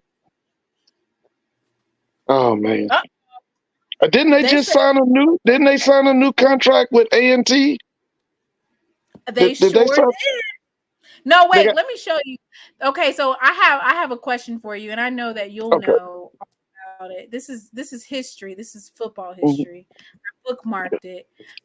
Someone said that if you ever want to see a great classic that they need to bring back, the John Merritt Classic with Tennessee State versus Alabama A&M. What do you think about that? The John Merritt Classic. Yeah, I remember the John Merritt Classic. Yeah. I didn't know they had discontinued that. They discontinued the John Merritt Classic. Nah, it still goes on. They just don't have Alabama A&M in it. Yeah, that's what I thought. Who is it? Mississippi Valley they playing in? Who are they playing in the John Merritt Classic? I think that they were asking for. I think they were asking for Tennessee State versus Alabama A&M to everybody wants to be like. They want to have. Well, let's see. There's a couple of classics that do really well, right? The Bayou Classic, right? Oh yeah. What is that other classic? I'm sorry. Don't forget the Magic City. The Florida Classic. The Capital City Classic. Yeah, so we have some State Fair Classic. State Fair Classic, yeah. That do really, really well. It's just that the schools ain't profiting off of it. That's all. What's the one between A&T and Central? What is that called? That's called Aggie Eagle Classic. Yeah, I think so. We don't include those folks. And what about the one up in Indianapolis? That was called what? Circle City? That one didn't do very well either. I'm confused. Can you guys explain to me the Circle City Classic for me? Because I'm kind of trying to understand the geography of that classic and what they were thinking about it. It was started, I think, in 84. You gotta understand, you gotta remember. Wasn't it Grambling and Mississippi Valley? It was Jerry Rice's senior year. That was the beginning of it. Okay, but I was just trying to understand. Yeah, the whole premise of the classic is more so like with respect to the Great Migration. So there was a lot of folks from the Deep South that had relocated to the Midwest, and a lot of them were HBCU alums or HBCU affiliated. So they wanted to kind of bring the HBCU culture up to the Midwest, similar to the West Coast. Like the West Coast had the Angel City Classic for a long time in LA because there was a lot of Black people that migrated out there. So with the Circle City Classic, it would invite really big HBCUs, like FAMU, A&M, A&T, Tennessee State, etc. And it would be really huge. And they would have, like a whole expo, like a Black. Yeah, that's right. You remember? I'm about to think my roommate was they lived in Chicago, and they would go every year. They would go to Indianapolis every year. They had some really good games, but the minister who founded that classic, remember he died from prostate cancer, and the classic took a dive after that. So for me, when I think I about remember. Jay White is on I here. remember my He wants sophomore to year. talk about John. I was gonna say I remember my sophomore year in '03. I think it was the 30th annual classic, and we played FAMU, and it was like 64,000. It was like wall to wall Yeah, packed. it was. Yeah, So it the was. classic was really hitting in the early 2000s. Did Yeah, we remember it win? was in the So Hoosier Dome. what's It was that? called the Hoosier Dome. Yeah, it Did we was beat packed. But I You think Yeah, said it which? was. we You said which lost. one? We lost 28-14. That was Coach Damn. Bell's first year. Yeah, but it took a dive. I think like in the mid to late 2000s, especially when the economy hit rock bottom. But You it's said trying to recover. I think this year, what it's like North Carolina Central, Norfolk State, and then you got the Chicago Classic. They're trying to like revive that. But yeah, you said which classic, Jerome? Okay. Jay White just came up here. He wants to expound on I guess the John Mayer Classic. Yeah, I want to talk about that right quick. John Mayer Classic. Actually, we were one of the first teams to play in that classic between 2000 and 2010. And y'all can look it up during that classic. We were running TSU out of the new Nissan whatever stadium they play in. To the point where I think the last time we played them was in 2009, 2010. But we actually have the winning record in the John Mayer Classic out of A&M. That classic does need to come back. TSU does know that. I mean, one of our AD at the time and Teresa Phillips, who was the AD at the time, they had a good relationship. But that classic does need to come back. And also, Mr. Ford, I said the TSU's fan base was dying out. A lot of their fans from the 70s and 80s, and also 90s, they have died out. A lot of their loyal fans. I mean, I don't mean to laugh at that, but a lot of them have had health issues and can't travel, and a lot of them have died out. Well, I think if they would get in the SWAC, the new fans would embrace it. I got two nieces at Tennessee State, and they say that they are not interested in those people that they bring to Nashville. Yeah, And they went to homecoming and all that, but they don't want to see Tennessee Tech. They don't want to see Austin Peay. They don't want to see at one time Jacksonville State. But they did want to see Jackson State, and they did want to see Florida A&M. They've been scheduling the wrong people. Yeah, well, they're in the wrong conference. They don't fit. They do not fit. Once they join that OVC, they basically kill their own following. They kill their nation. I said, I think they coming back to the table for Jackson State asking us to come back. Well, I know that they're in Atlanta. There are a lot of people who would like to see that game continued. I do know that. Well, if y'all want us to come back, you're going to have to pay us. I know Yeah, you or suggested either go home and home. 2.75. I'm suggesting the same way you said go home and home. Yeah. Home and home. Go to Jackson one year, go to Nashville the next.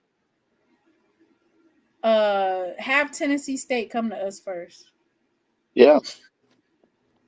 I think they originally the Southern Heritage Classic was home and home, but I think what happened was I guess I was like researching it, I guess. They said like basically like it was like a lot of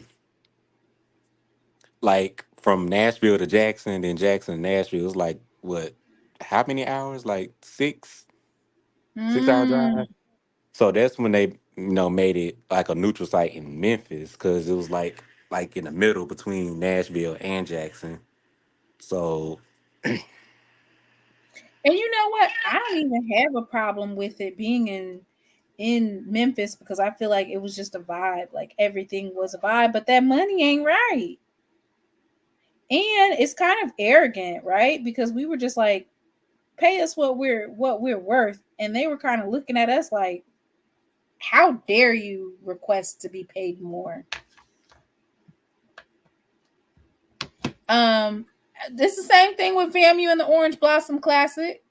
You have to do right by the fans that are going to bring the school that's going to bring in the folks. You got to do right by them, right? You can't just halfway do it. Yeah. Well, FAM needs to play in Miami, and they also need to play in Jacksonville.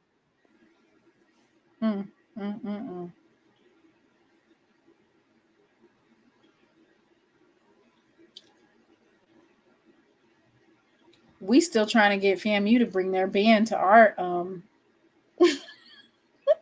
to our game, so I'm not gonna say nothing about that. They when it comes to FAMU and home of homes, they're not too eager to travel. They feel like they should be paid. So I don't know how that's gonna work out. Mr. Ford doesn't want us to have any home games. Here he go with the home game thing. Mr. Campbell said you don't want for FAMU to have any home games. Oh yeah. I listen. I grew up going down to Bragg Stadium from the '60s. I used to love going to Bragg Stadium. I went to the stadium that was there before the one that you see now, when the stadium used to hold 10,000. I used to go to that one. I grew up going there. 10,000? You said 10,000? Yeah, a stadium is sold 10,000. That was back in the '60s. The stadium that you're looking at now, that you call Bragg Stadium, that stadium was renovated in '83. I couldn't even imagine 10,000 people. Oh, listen, there would be more people on the outside than it was inside the game. I mean, it would be man. It would be 100,000 people descend on Tallahassee for their homecomings. Oh, it would be something else. But see, I remember when they would play in Doak Campbell. They would play in Florida State Stadium. When Tennessee State would come, they would host Tennessee State at Doak Campbell. And they had to pay. Did they have to pay for Florida State to play in their stadium? I'm quite sure they did. Damn. Yeah, I'm quite sure they did. I got a question for you, Mr. Ford. Huh? So we had a debate on Twitter this past week, and I put up the 4 different schools, and we was talking about football brands. And so I asked who got the bigger football brand. Grambling, Tennessee State, Jackson State, FAMU. Rank them. Well, since the coming of Deion Sanders, it's you right now. It's Jackson. Who is you? Jackson State. Who? Oh, okay. Packers. Jackson would be 1. FAM would be 2. Tennessee State's in last place by a long way. You said who was the third one? Did you say Southern? Who was the other one? Oh, Grambling. Grambling. Yeah. Now, at one time, Grambling was the number 1 brand. When Eddie Robinson was living, they were the number 1 brand. So all time. Give me your rank those 4 schools all time as far as branding. I would probably have to go with FAM number 1. Oh, FAM number 1 over Grambling? Yeah. Because now you got to remember now, at one time, Florida A&M had that Orange Blossom Classic, and we talk about it was it started growing in the '40s, really maximized itself in the '50s and the '60s, and at that time, matter of fact, so you got to understand, Eddie Robinson came over with the idea of the Bayou Classic off of what he saw at the Orange Blossom Classic. That's how he came up. That's how the thought came in his mind about having that Bayou Classic, was because the premier game in the 50s and 60s was the Orange Blossom Classic in Miami.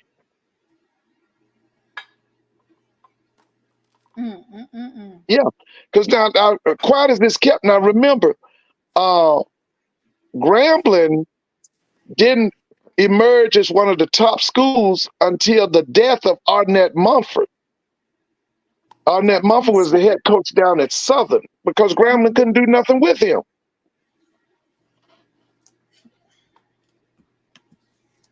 And during the 50s, the dominant schools in the SWAC in the 50s was Southern and Prairie View.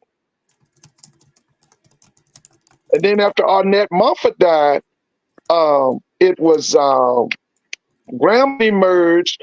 And then in 65, that legendary coach at Prairie View, he quit. He retired. What was his name? Billy Nix. Billy Nix. And then that left the door open for Grambling. And then for y'all, y'all emerged under Bob Hill. Bob Hill. And then after Bob Hill, it was W.C. Gordon. That was when Jackson emerged. Those two. Huh? So Bob Hill, I want to say he was in the early mid 70s, and he was only there for maybe 5 or 6 years. Yeah, but he was a champion. He was a champion. But before that, he was a champion. He was. But what I'm saying is, even prior to that, Jackson State had a very solid program prior to Bob Hill. Who was the brother you said that left Jackson State and went up to Tennessee State? That was Big John Merritt. Yeah. So, going back to the 60s, even the 50s, Jackson State was winning because, if I'm not mistaken, we were undefeated in that Orange Blossom Classic way back in the day. As a matter of fact, in 1962, the Miami Herald, they gave the band the Sonic Boom their first nickname because we're like a big jazz band, and they talked about the victory. But if I'm not mistaken, we were undefeated in that Orange Blossom Classic. So I think our dominance really started well before Bob Hill. Bob Hill did a phenomenal job. I think he has the highest winning percentage out of any coach at Jackson State. And then, of course, that ushered in W.C. Gordon. And, he won, 5 straight SWAC titles in the 80s. Yeah. So I think when it comes to brands in the last 50 years, like going back to the 70s, I would say it would be Grambling and then Jackson State. And the only reason why I say that is because with Jackson State, we have sent more players to the NFL than any other FCS program since 1978. We've been televised more than any other HBCU, whether it's through BET, whether it was through some of those other networks in the early 2000s. So I think a lot of people, what they're missing when they're talking about brand, you got to look at different aspects. You got to look at the number of players you're getting into the NFL. You got to look at social media. You got to look at engagement. And I just don't see that. Like for Tennessee State, I'd say we Grambling, Jackson, Tennessee State, FAM. Because we're talking about dominance and just during the 50s, the SWAC was dominated by Arnett Mumford and Billy Nix. Okay, now I do remember, I think 62, maybe 61, 62. Jackson State went to Orange Blossom Classic 2 years in a row. They lost the first one, they won the second one, but after winning the second one, remember Big John left.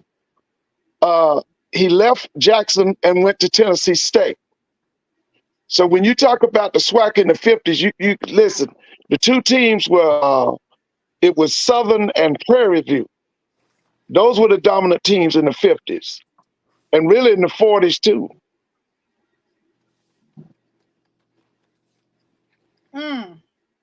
Yeah, they were the dominant team. Now, Tennessee State emerged. They had, let me see, they had Coach Gentry, Henry Arthur King. Let's see, because Henry Arthur King died and he left that job to Coach Gentry. Coach Gentry was the head coach at Tennessee State, but he was a graduate, I think, of Florida A&M. When it was called FAMC, it was called Florida A&M College, I think. They called themselves FAMC. FAMC? Yeah, they called themselves FAMC. Most of our universities didn't become university status until like the late 60s or early 70s. You can look it up. It's called FAMC.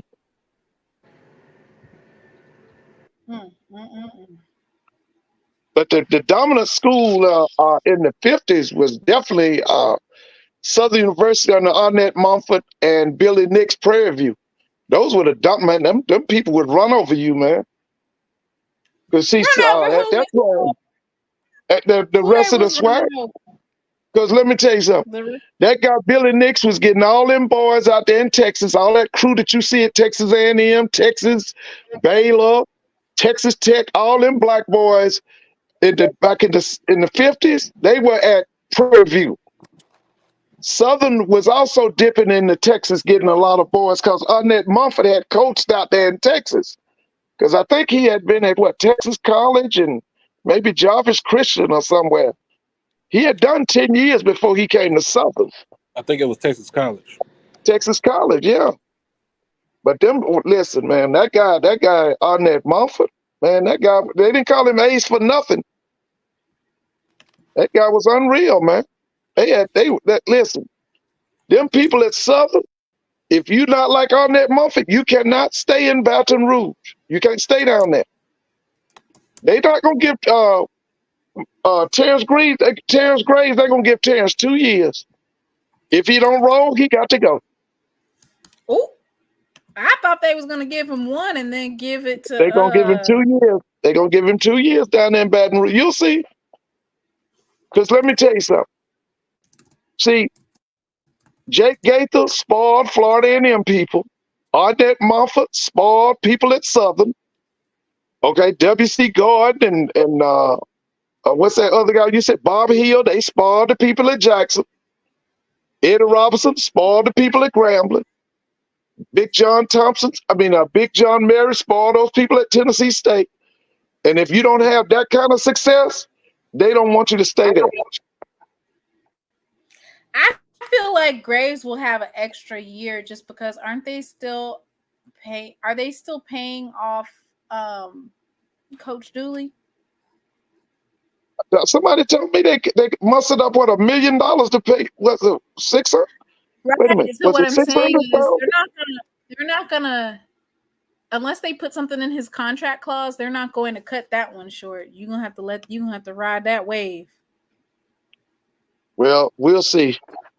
Because I'm gonna tell you one thing about these schools like that Southern, Grambling, Jackson, FAMU, they're very impatient people. They're very impatient. They're spoiled. We know. Yeah, they're very impatient. And one thing they can't tolerate is losing. They can't tolerate, especially to certain schools. They ain't gonna like the Grambling and Southern. Y'all gotta win the Bayou Classic. Yes, Jackson you do. State, you gotta win that Capital City Classic. Soul Bowl, you gotta win it. You gotta win the what is it? Southern between Southern and Jackson. You gotta win the boom box. Yeah. Certain ones you gotta win. Oh yeah. But you know, from talking to people around Atlanta, this 2024 season is much anticipated. There are a lot of people who can't wait till the season starts. I gotta say that. You know that game. It's and before they said that the reason why Southern and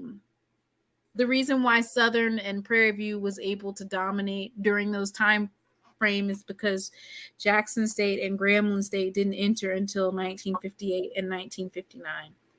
Yeah, that's right. Southern and came, Alcorn. Southern came When did Alcorn come? Alcorn came what year? Huh? When did Alcorn join the SWAC? I think they came in there. I want to say 61, 62. Hold on, let me check. So yeah, so Prairie View is the lone charter member. Right, that was founded that's right. in 1920. Yeah. And then Southern came in 14 years later in 1934. So I think Southern was the first school that was state supported that came in. Okay. Well, Prairie View was state not state supported? Prairie View was not state supported. I'm not Prairie sure. View was not a state supported institution. I'm not Hey, sure. Mr. Ford, let me run this by you, right? So Yeah. when you look at the CIAA, the SWAC, these old conferences, SIAC, I find it pretty interesting that the founding members were either Black Ivy League or land grant. Just look at the original founding members of those conferences, and then you'll see that for the next 20 or 30 years, they only admitted other land grant schools, other kind of high liberal arts type schools, and the teachers' colleges were pretty much left out. I know that Jackson State was a founding member of the SIAC, with Talladega, et cetera. But with respect to the SWAC, I find it interesting that they didn't admit, Jackson State, Grambling, Alcorn, Jackson State, Grambling, a couple of others until much, much later, maybe 30, 40 years later. And I kind of feel like there was a kind of a classism back then. Like if you weren't I guess like a liberal arts school with a large endowment, or if you weren't land grant, then you weren't admitted into, the conference. That's the same with the CIAA, even with the founding of the MEAC. That was kind of how they were founded, like the creme de la creme, if you will. But I've always found that kind of interesting. Well, now remember, there was one conference that went defunct. It was called the Midwestern Athletic Conference, and it had Grambling, it had Lincoln University out of Missouri, it had Tennessee State. Hey, Mr. Mona, look that up, see if you see it. It was called, I think it was called the Midwestern Athletic Conference. I think it went out of existence maybe in the 60s. And now as far as the MEAC was those schools that had a heavy emphasis on football.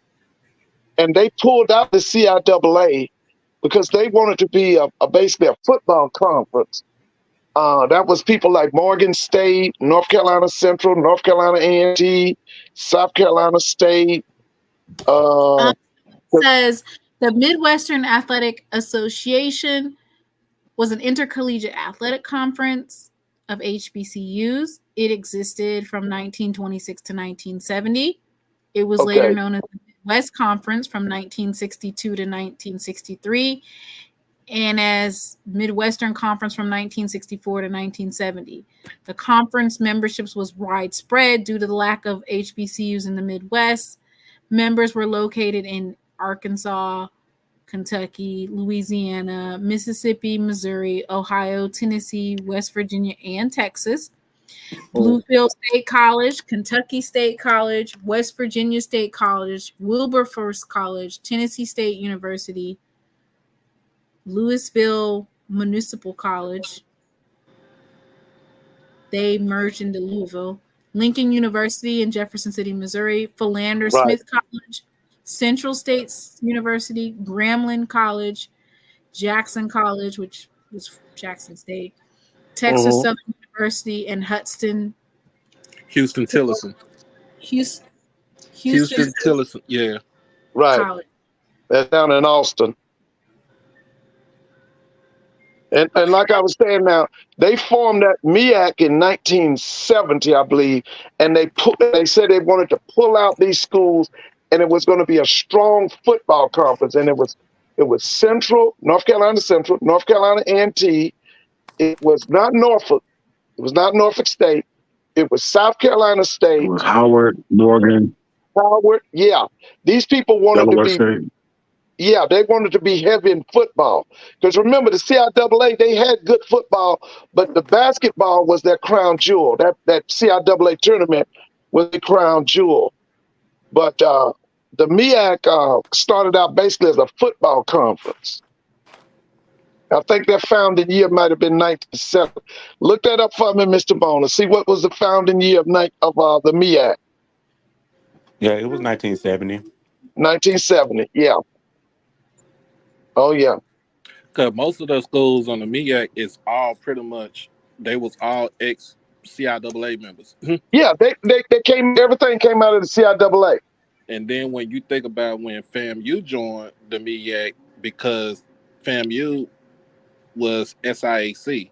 Yeah. So yeah. Bethune, I think what Bethune was saying was, I think Bethune was SIAC also. Were Yeah, they? they were SIAC. They were even while I was in college. My freshman year, FAMU won the first 1AA championship. They went to SIAC. Yeah, they won the first 1AA championship. That was 1978. That's Albert Chester and the boys. Rudy Hubbard is head coach. There you go, Mr. Haynes. That's that MEAC talk. You know, Mr. Haynes is from the MEAC. And listen, when they were trying to decide whether to go to the MEAC or to the SWAC, we always knew they were going to go SWAC.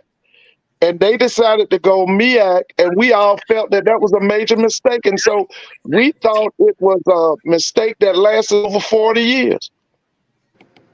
We just thought the natural place for FAMU was the SWAC.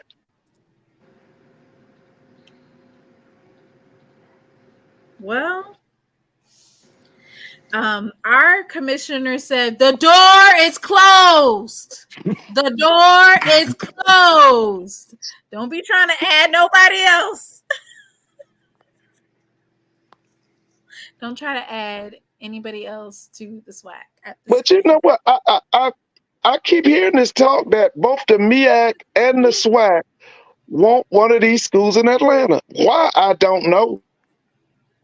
But that talk continues. Are you talking about Atlanta? What? Yeah, the CAU? The CAU or Morehouse. And I don't know why, because neither one of them have a... I feel like Morehouse is... You know what? I feel like Morehouse, just based on how... I don't know. Maybe they are like academics is most important. Athletics is a byproduct. So yeah. I don't think that formality would be a good fit because... I don't either. You have to have... See, listen, the thing about Morehouse and Clark is that they would need to come into the SWAC with at least $5 to $6 million for athletics, and they're not going to do it. They are not going to do it. They don't have the money. They just not interested in investing. Yeah, they don't have a commitment to athletics. Neither one of them. And Clark's not doing. When Hugh Jackson thought that he was getting ready to be the head football coach and he was getting ready to bring in monetary dollars, they stuck their nose up and said, "We don't care if we lost every football game for the next 5 years. You're not going to be our coach." It's like, what? Yeah. What can you go? Can you go -1 or 2? Can you go -5 for wins versus losses? Like, how much worse could you get? You are literally there. Remember, Doug Williams was at Morehouse 1 year, and he fled the scene. He said, get somebody else to do it. Yeah. He understood that these people did not care about sports. Which, so he left. You know what? It was one of those things where it's like, no, they're not going to invest in it. Which at that point, Hugh Jackson said, "I'll bring my own money." But if you don't have that interest in that fan base, then, which is a shame because Atlanta is like a hotbed. Yes, it's a hotbed. Because I can tell you right now, if Morehouse was in either one of those conferences, people would come out to see them. They would come. I mean, you bring Alabama State up in here to play Morehouse. You bring Jackson or just waiting for Hampton Southern. And for North Carolina A&T to go back to the MEAC. Go back to the Yeah, hopefully. You know what? That's the word too. That with Chandler Martin, I think he's retiring or leaving or whatever. Oh, he gone. Well, hopefully. Yeah. Wait! Y'all said somebody leaving. Who's leaving? The president at North Carolina A&T. Gone. President Harvey is, y'all know he gone. Made a big time, Willie.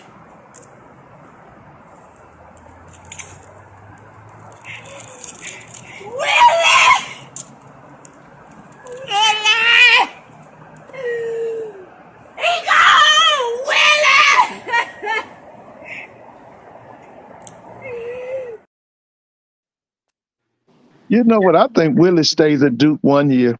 I think he gets a job next year. A job where? At an HBCU? Yeah. I think he gets a job at HBCU. Look, okay, so this is one thing that I'll say. So, will it change the attitudes of coaches who decide to leave HBCUs to go to PWIs? So Dion is going to be gone after this year, right? Right, he's gone after this year. Staff The of media's driving him out. What about I think 15? He bought about 15 to 20 people with him from HBCU spaces, and they're not going to be retained. No. They're going to be ready for that. Listen, Rest needs to go back and ask some people at FAMU to save his job, because he might as well get ready to go back to Tallahassee. They said they ain't missing Rest. Yeah, but they listen. He can go. He need to beg for his job back. Dansby will be back in the SWAC. Doing what? Who putting him on their staff? Somebody put him on the staff. I don't know. It's no head coach or none of that, but somebody will take him. Where Neely going, Mr. Ford? He ain't coming back to Jackson. Yeah. Where he come? I bet you he be back at Jackson. I bet you. No, he might can go back to Meridian. Jackson State. He can go to Meridian. Meridian High School. Yeah, Meridian. You can go back to Meridian. What he going to film? Oh, what's that one? Port Gibson or somewhere? No, I think he'll come back to the SWAC. It'll be interesting, right? Yeah. From Colorado to the SWAC. Lord. Yeah. But anyway, what I was basically trying to say is, will the exodus of all of these coaches and staff that went from HBCU to PWI because they were looking to elevate and then have to come back to HBCU, will they be welcomed? Will they be welcomed back into the fold? As assistant coaches, yeah, but not as head coaches. Oh, they won't come back as head coach. Really is not taking nobody's assistant anything. I'm gonna put it just like this: if Manny Diaz have a horrible season, I feel like Willie gonna be the next person that's gonna be in talks for a job at Duke. What? Them white folks not finna give him the head coach position. That's how I feel about it too, Mr. Damone. But I think Willie stays there 1 year and then Willie moves on. Willie gets another job. Back at FAMU? No, I don't think not at FAMU. In Hampton looking for a coach. They on an interim coach, aren't they? Yep. I could see him at Hampton. What is that noise? It sounds like a rat is running through a bag of chips. I know that's Doc. I'm at work, y'all. My bad. I know it's Doc over there. Yeah. Willie will stay at Duke 1 year. Dang. I'm just looking. Okay, so this is my thing, because what I would say is it's an internship, right? I would have told them I'm taking a sabbatical or internship. That's what I would have said. Because how you going to fix it? You can't go from being the running backs coach or the linebacker coach at Colorado back down to HBCU. You're supposed to have elevated. No. Doc, I didn't know you was at work. Boy, you be talking. You got a microphone. Hey, I've been working and talking at the same time. It don't matter. It's slow. Yeah. Hey, Doc, how many games are going to take y'all to beat Boston? We get 5. Y'all going to blow them out in 5? We're going to get them in 5. Okay. How many years is it going to take for Grambling to win a SWAC championship in football, Mr. Ford? Oh, my God. Let me see. Are you allowed to do 2 in 1 day? Give us 3 years. 3? Grambling ain't giving nobody 3 years. Yeah, they are. I So they think wouldn't give Coach we'll Hughes build up every year, but the third year will be our year. y'all ain't never gonna build up if you only giving out 3 years. Yeah, I think we're gonna be better. I think we're gonna be better. I think we're gonna be better. I think I think listen, Grambling's gonna be better, Southern's gonna be better, Prairie View's gonna be better, and Bethune-Cookman's gonna be better. So out of those 4 that you just named, I guarantee you Bethune-Cookman will be better. That's the only one that I can Yeah, just say. Bethune's gonna be better, but now listen, Terrence Graves is Bethune's gonna be better this year. I ain't heard nothing about Southern. Southern gonna be better. Yes, they are. Listen, Mr. Mona, they're gonna be better.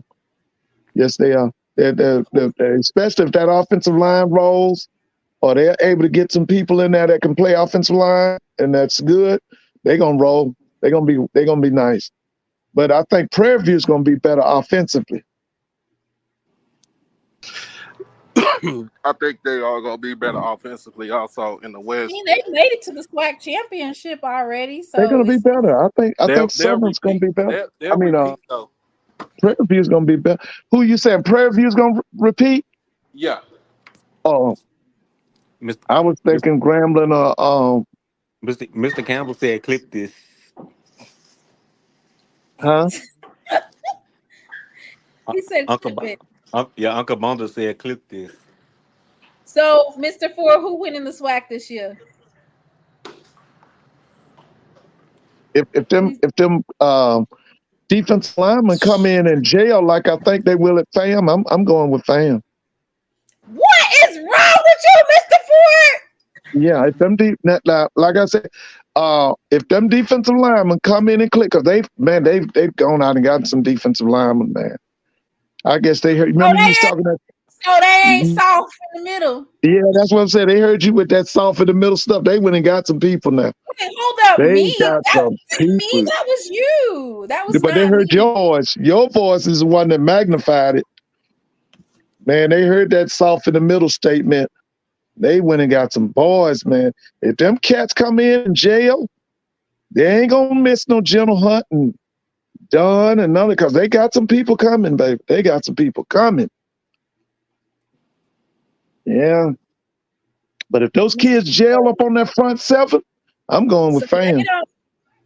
So the last time we talked to Mr. Ford, he said that FAMU was soft in the middle. Now here it is, June 2nd. Mr. Ford, now he don't think they soft in the middle anymore since they done got no, man, if them people that they bringing in, if all them defensive linemen that they're bringing in, if they jail, yeah, I think they run it back. Is it the Freak Master or what's his name? Coach Freak Master. What? Who is that? Freak Maker. Coach Freak Maker. You don't know about the coach that they bought in? Remember, they didn't have a defensive line coach when they were, and you were saying that FAMU was soft in the middle. They hadn't named a coach yet. They named him, and he said his name is Coach Freak Maker. I didn't know. Is that his real name or that's an alias or what's that now? That's his nickname, Mr. Ford. Oh, okay. So what's his real name? We don't know. Well, we can remember. Oh, okay. It's just Coach Freak Maker. What a name. Okay. All right. Well, so like I said, they got a lot of defensive linemen coming. Huh? Mr. Campbell said, we tried to tell you, Mr. Ford. They heard me when I had to give you that straightening. That they got some players coming in that front 7. Edwin Moore said it's Pillsbury defense. Soft. We'll see. It said it's the Charmin edition. Y'all in the chat, go ahead and name FAMU's new. It ain't called the dark side defense anymore. Y'all put in the chat the name for FAMU. Hold up. Do not give them the name of our defense, ma'am. Their defense is the Dark Clouds. Dark Cloud defense? Mm-hmm. Okay, so what? So we got Pillsbury defense, Sharman defense. What else? Softest baby. Who said that?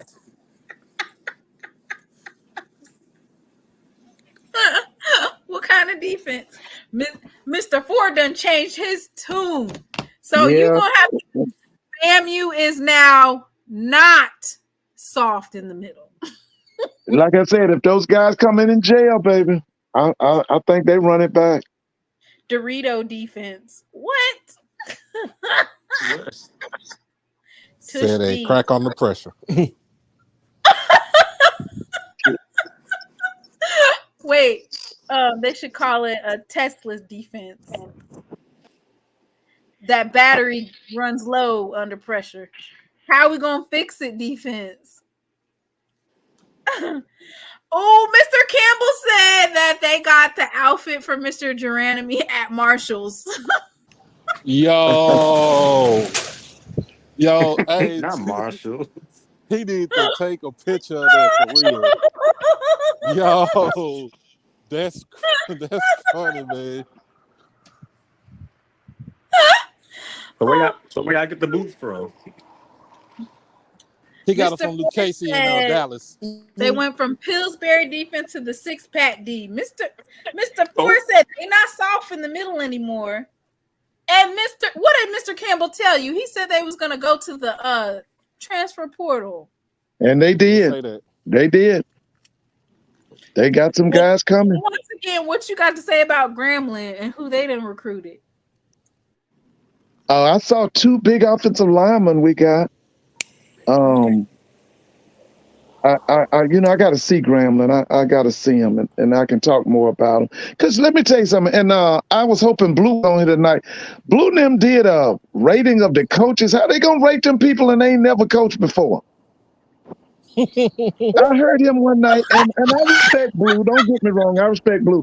But they did a rating of the coaches in the SWAC, and these people have never been head coaches before. Now, How do you Mr. do Ford, that? that actually started from Mr. Lionel Mosby, who runs PV versus everybody on YouTube. He the one who started that coaches ranking like a couple weeks ago. Oh yeah, I didn't. But see, like they was talking about Let me pull it up. Yeah, they talked about the guy Florida A&M. Them guys have never been head coaches in the SWAC. I mean, well, Terrence got this. Before that, their wins to losses. I know that FAMU coach. Woo! Lord, it ain't looking good. Good But I didn't understand that. Now that was Canada. That's one of those things where it's like you want to just, we've started the era because we're in this little time frame where we're in between football, baseball's over. So now this is the era where we do polls. We say who we think's going to win, who's the best, who's this and who's that. That's where we're at right now. So how do you do a poll and you don't have any data? You just basically do things. So you just guessing. It's just unless you come up with your, and it's based off. To me, it's based off of stats. It's an opinion. So it's an opinion. It's your opinion. So so you got Mickey Joseph, who ain't coached in the SWAC. Right. But he coached football. He did. He was a head coach before. So, right. And then you got Chris Dishman, who came in from the high school ranks.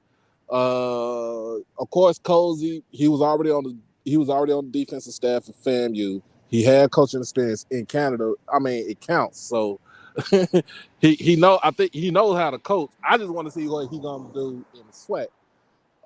Terrence Graves, we know what he can do because he coached at Grambling and at Southern. I think he's the first one to ever do that, though. Yeah, he's the first one to ever do that. But in a sense, he's the first to coach at Grambling and at Southern. I in know, the but consecutive year. Yeah, didn't he just coach those the Bayou particular Classic. games? Yeah, he just coached So that game, you Yeah, but don't it's still yeah. really history though. just coaching But one game is not. but it's still history though, because I don't think anybody else coached. I don't think nobody has coached, took over interim as head coach at Grambling, and then turn around and went to Southern and became an interim head coach at the end of towards the end of the season, and coached in the I last found game against the. those weird weight rankings that they had. You know, everybody has an opinion about why or how something should be, and you it's interest. It's an It interesting was dialogue to shocking. see. Yeah, and it was It shocking that my definitely. guy put. It was But shocking I'm that my guy I'm put gonna ask Maynard.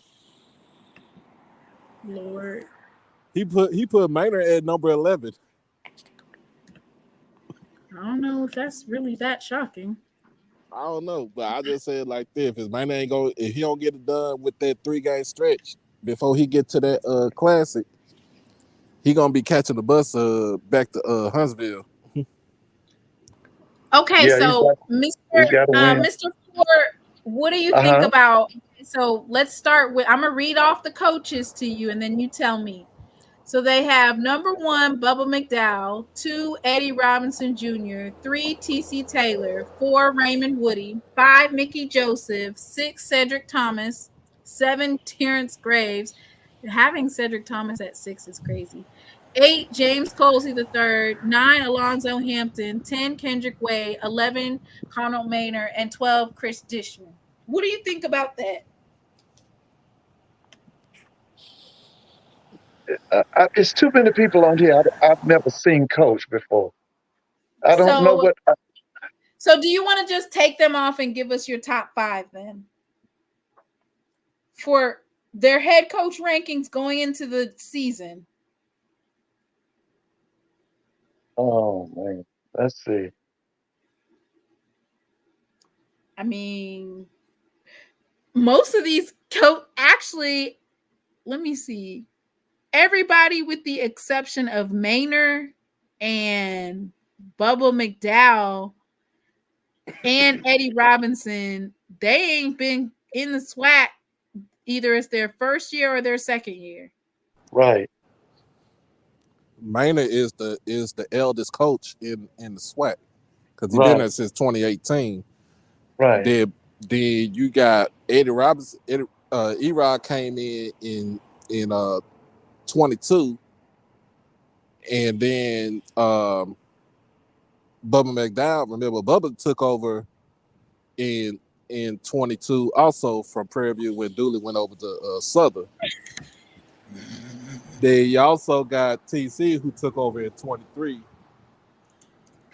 So you got let's see, TC, Coach Woody, Coach Hampton, and Coach Wade are all in their second year coaching their respective schools. Cedric Thomas he did coach in the SWAC before at Pine Bluff. Yeah. Right. And he's at his second school as a head coach at Alcorn. So he has experience in the SWAC. So that's me. Okay, so here's my top 5. Number 1, Eddie Robinson. Number 2, T.C. Taylor. Number 3, Bubba McDowell.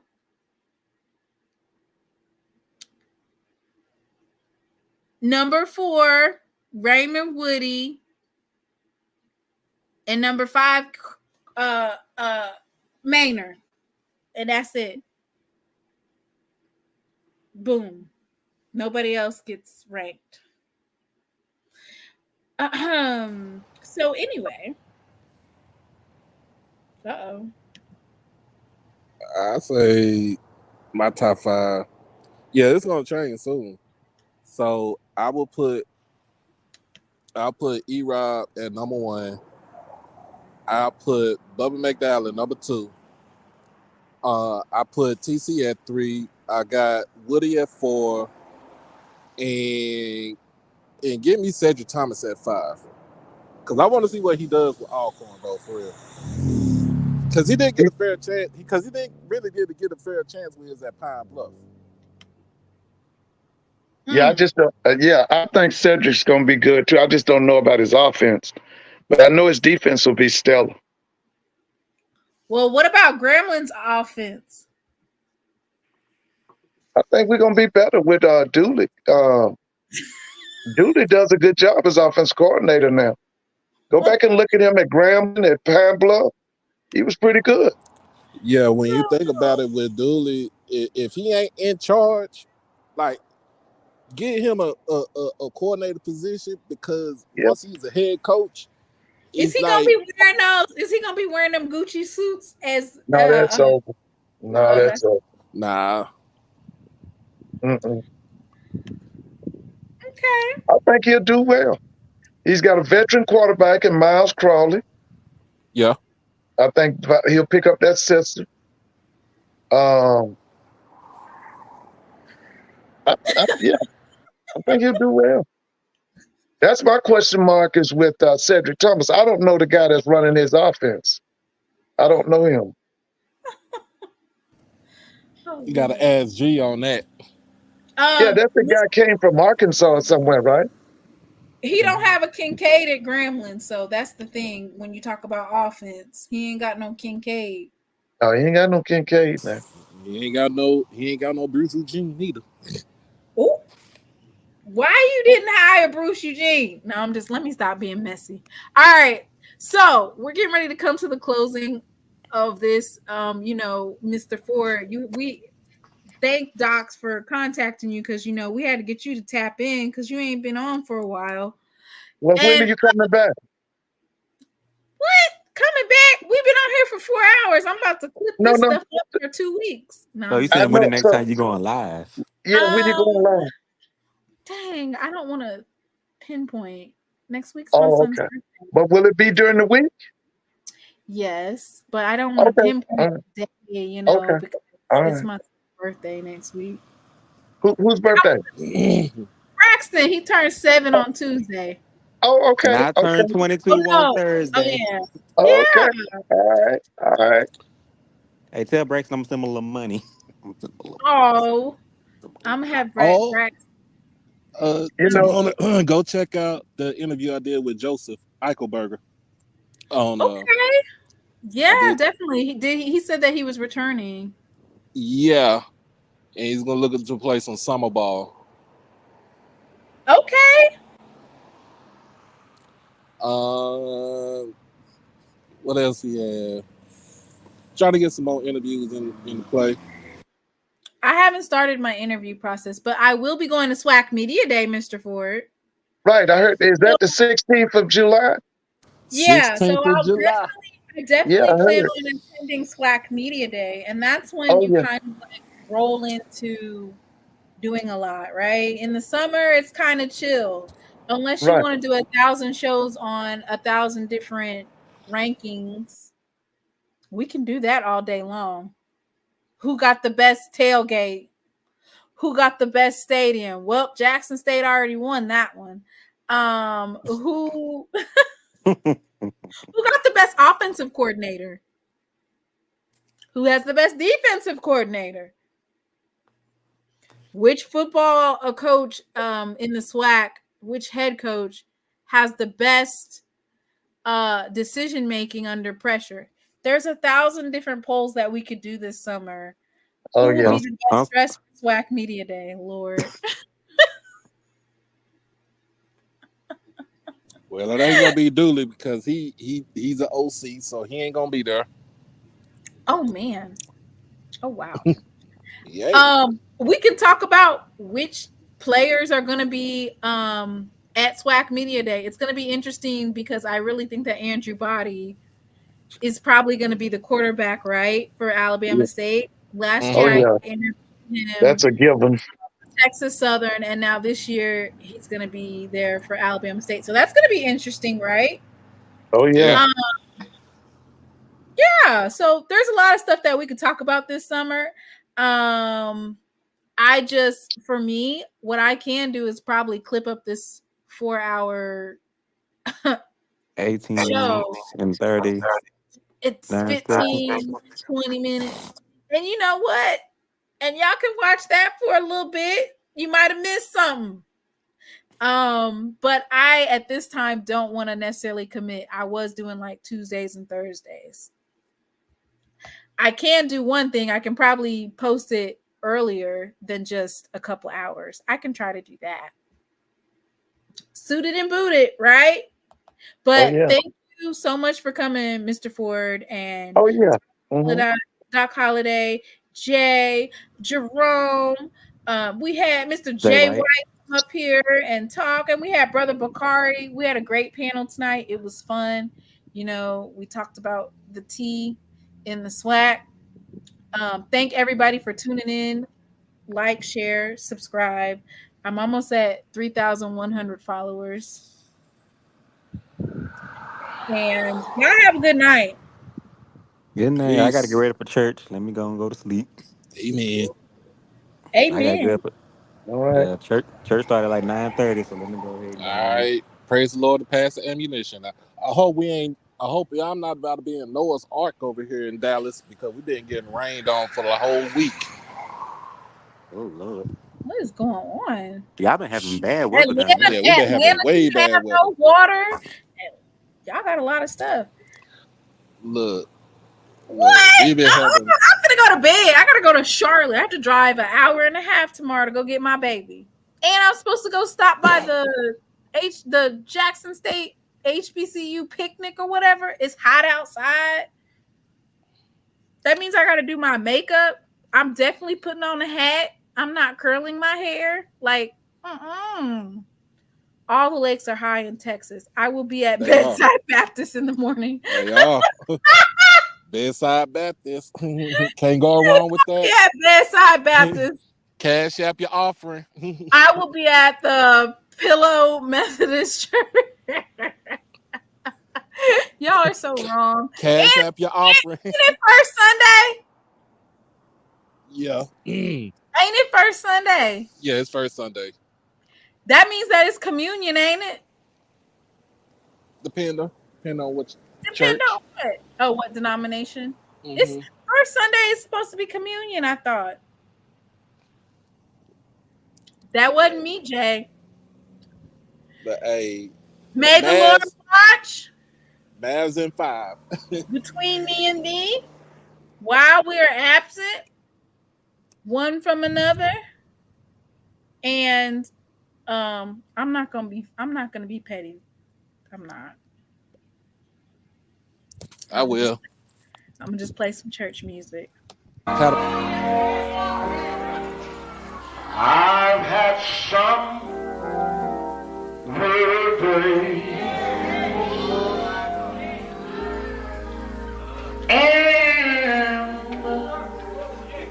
some sleepless nights.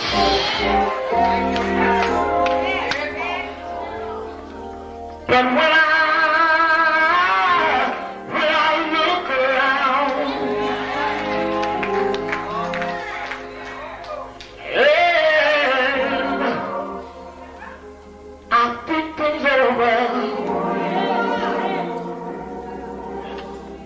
all of mine. How you gonna fix it? You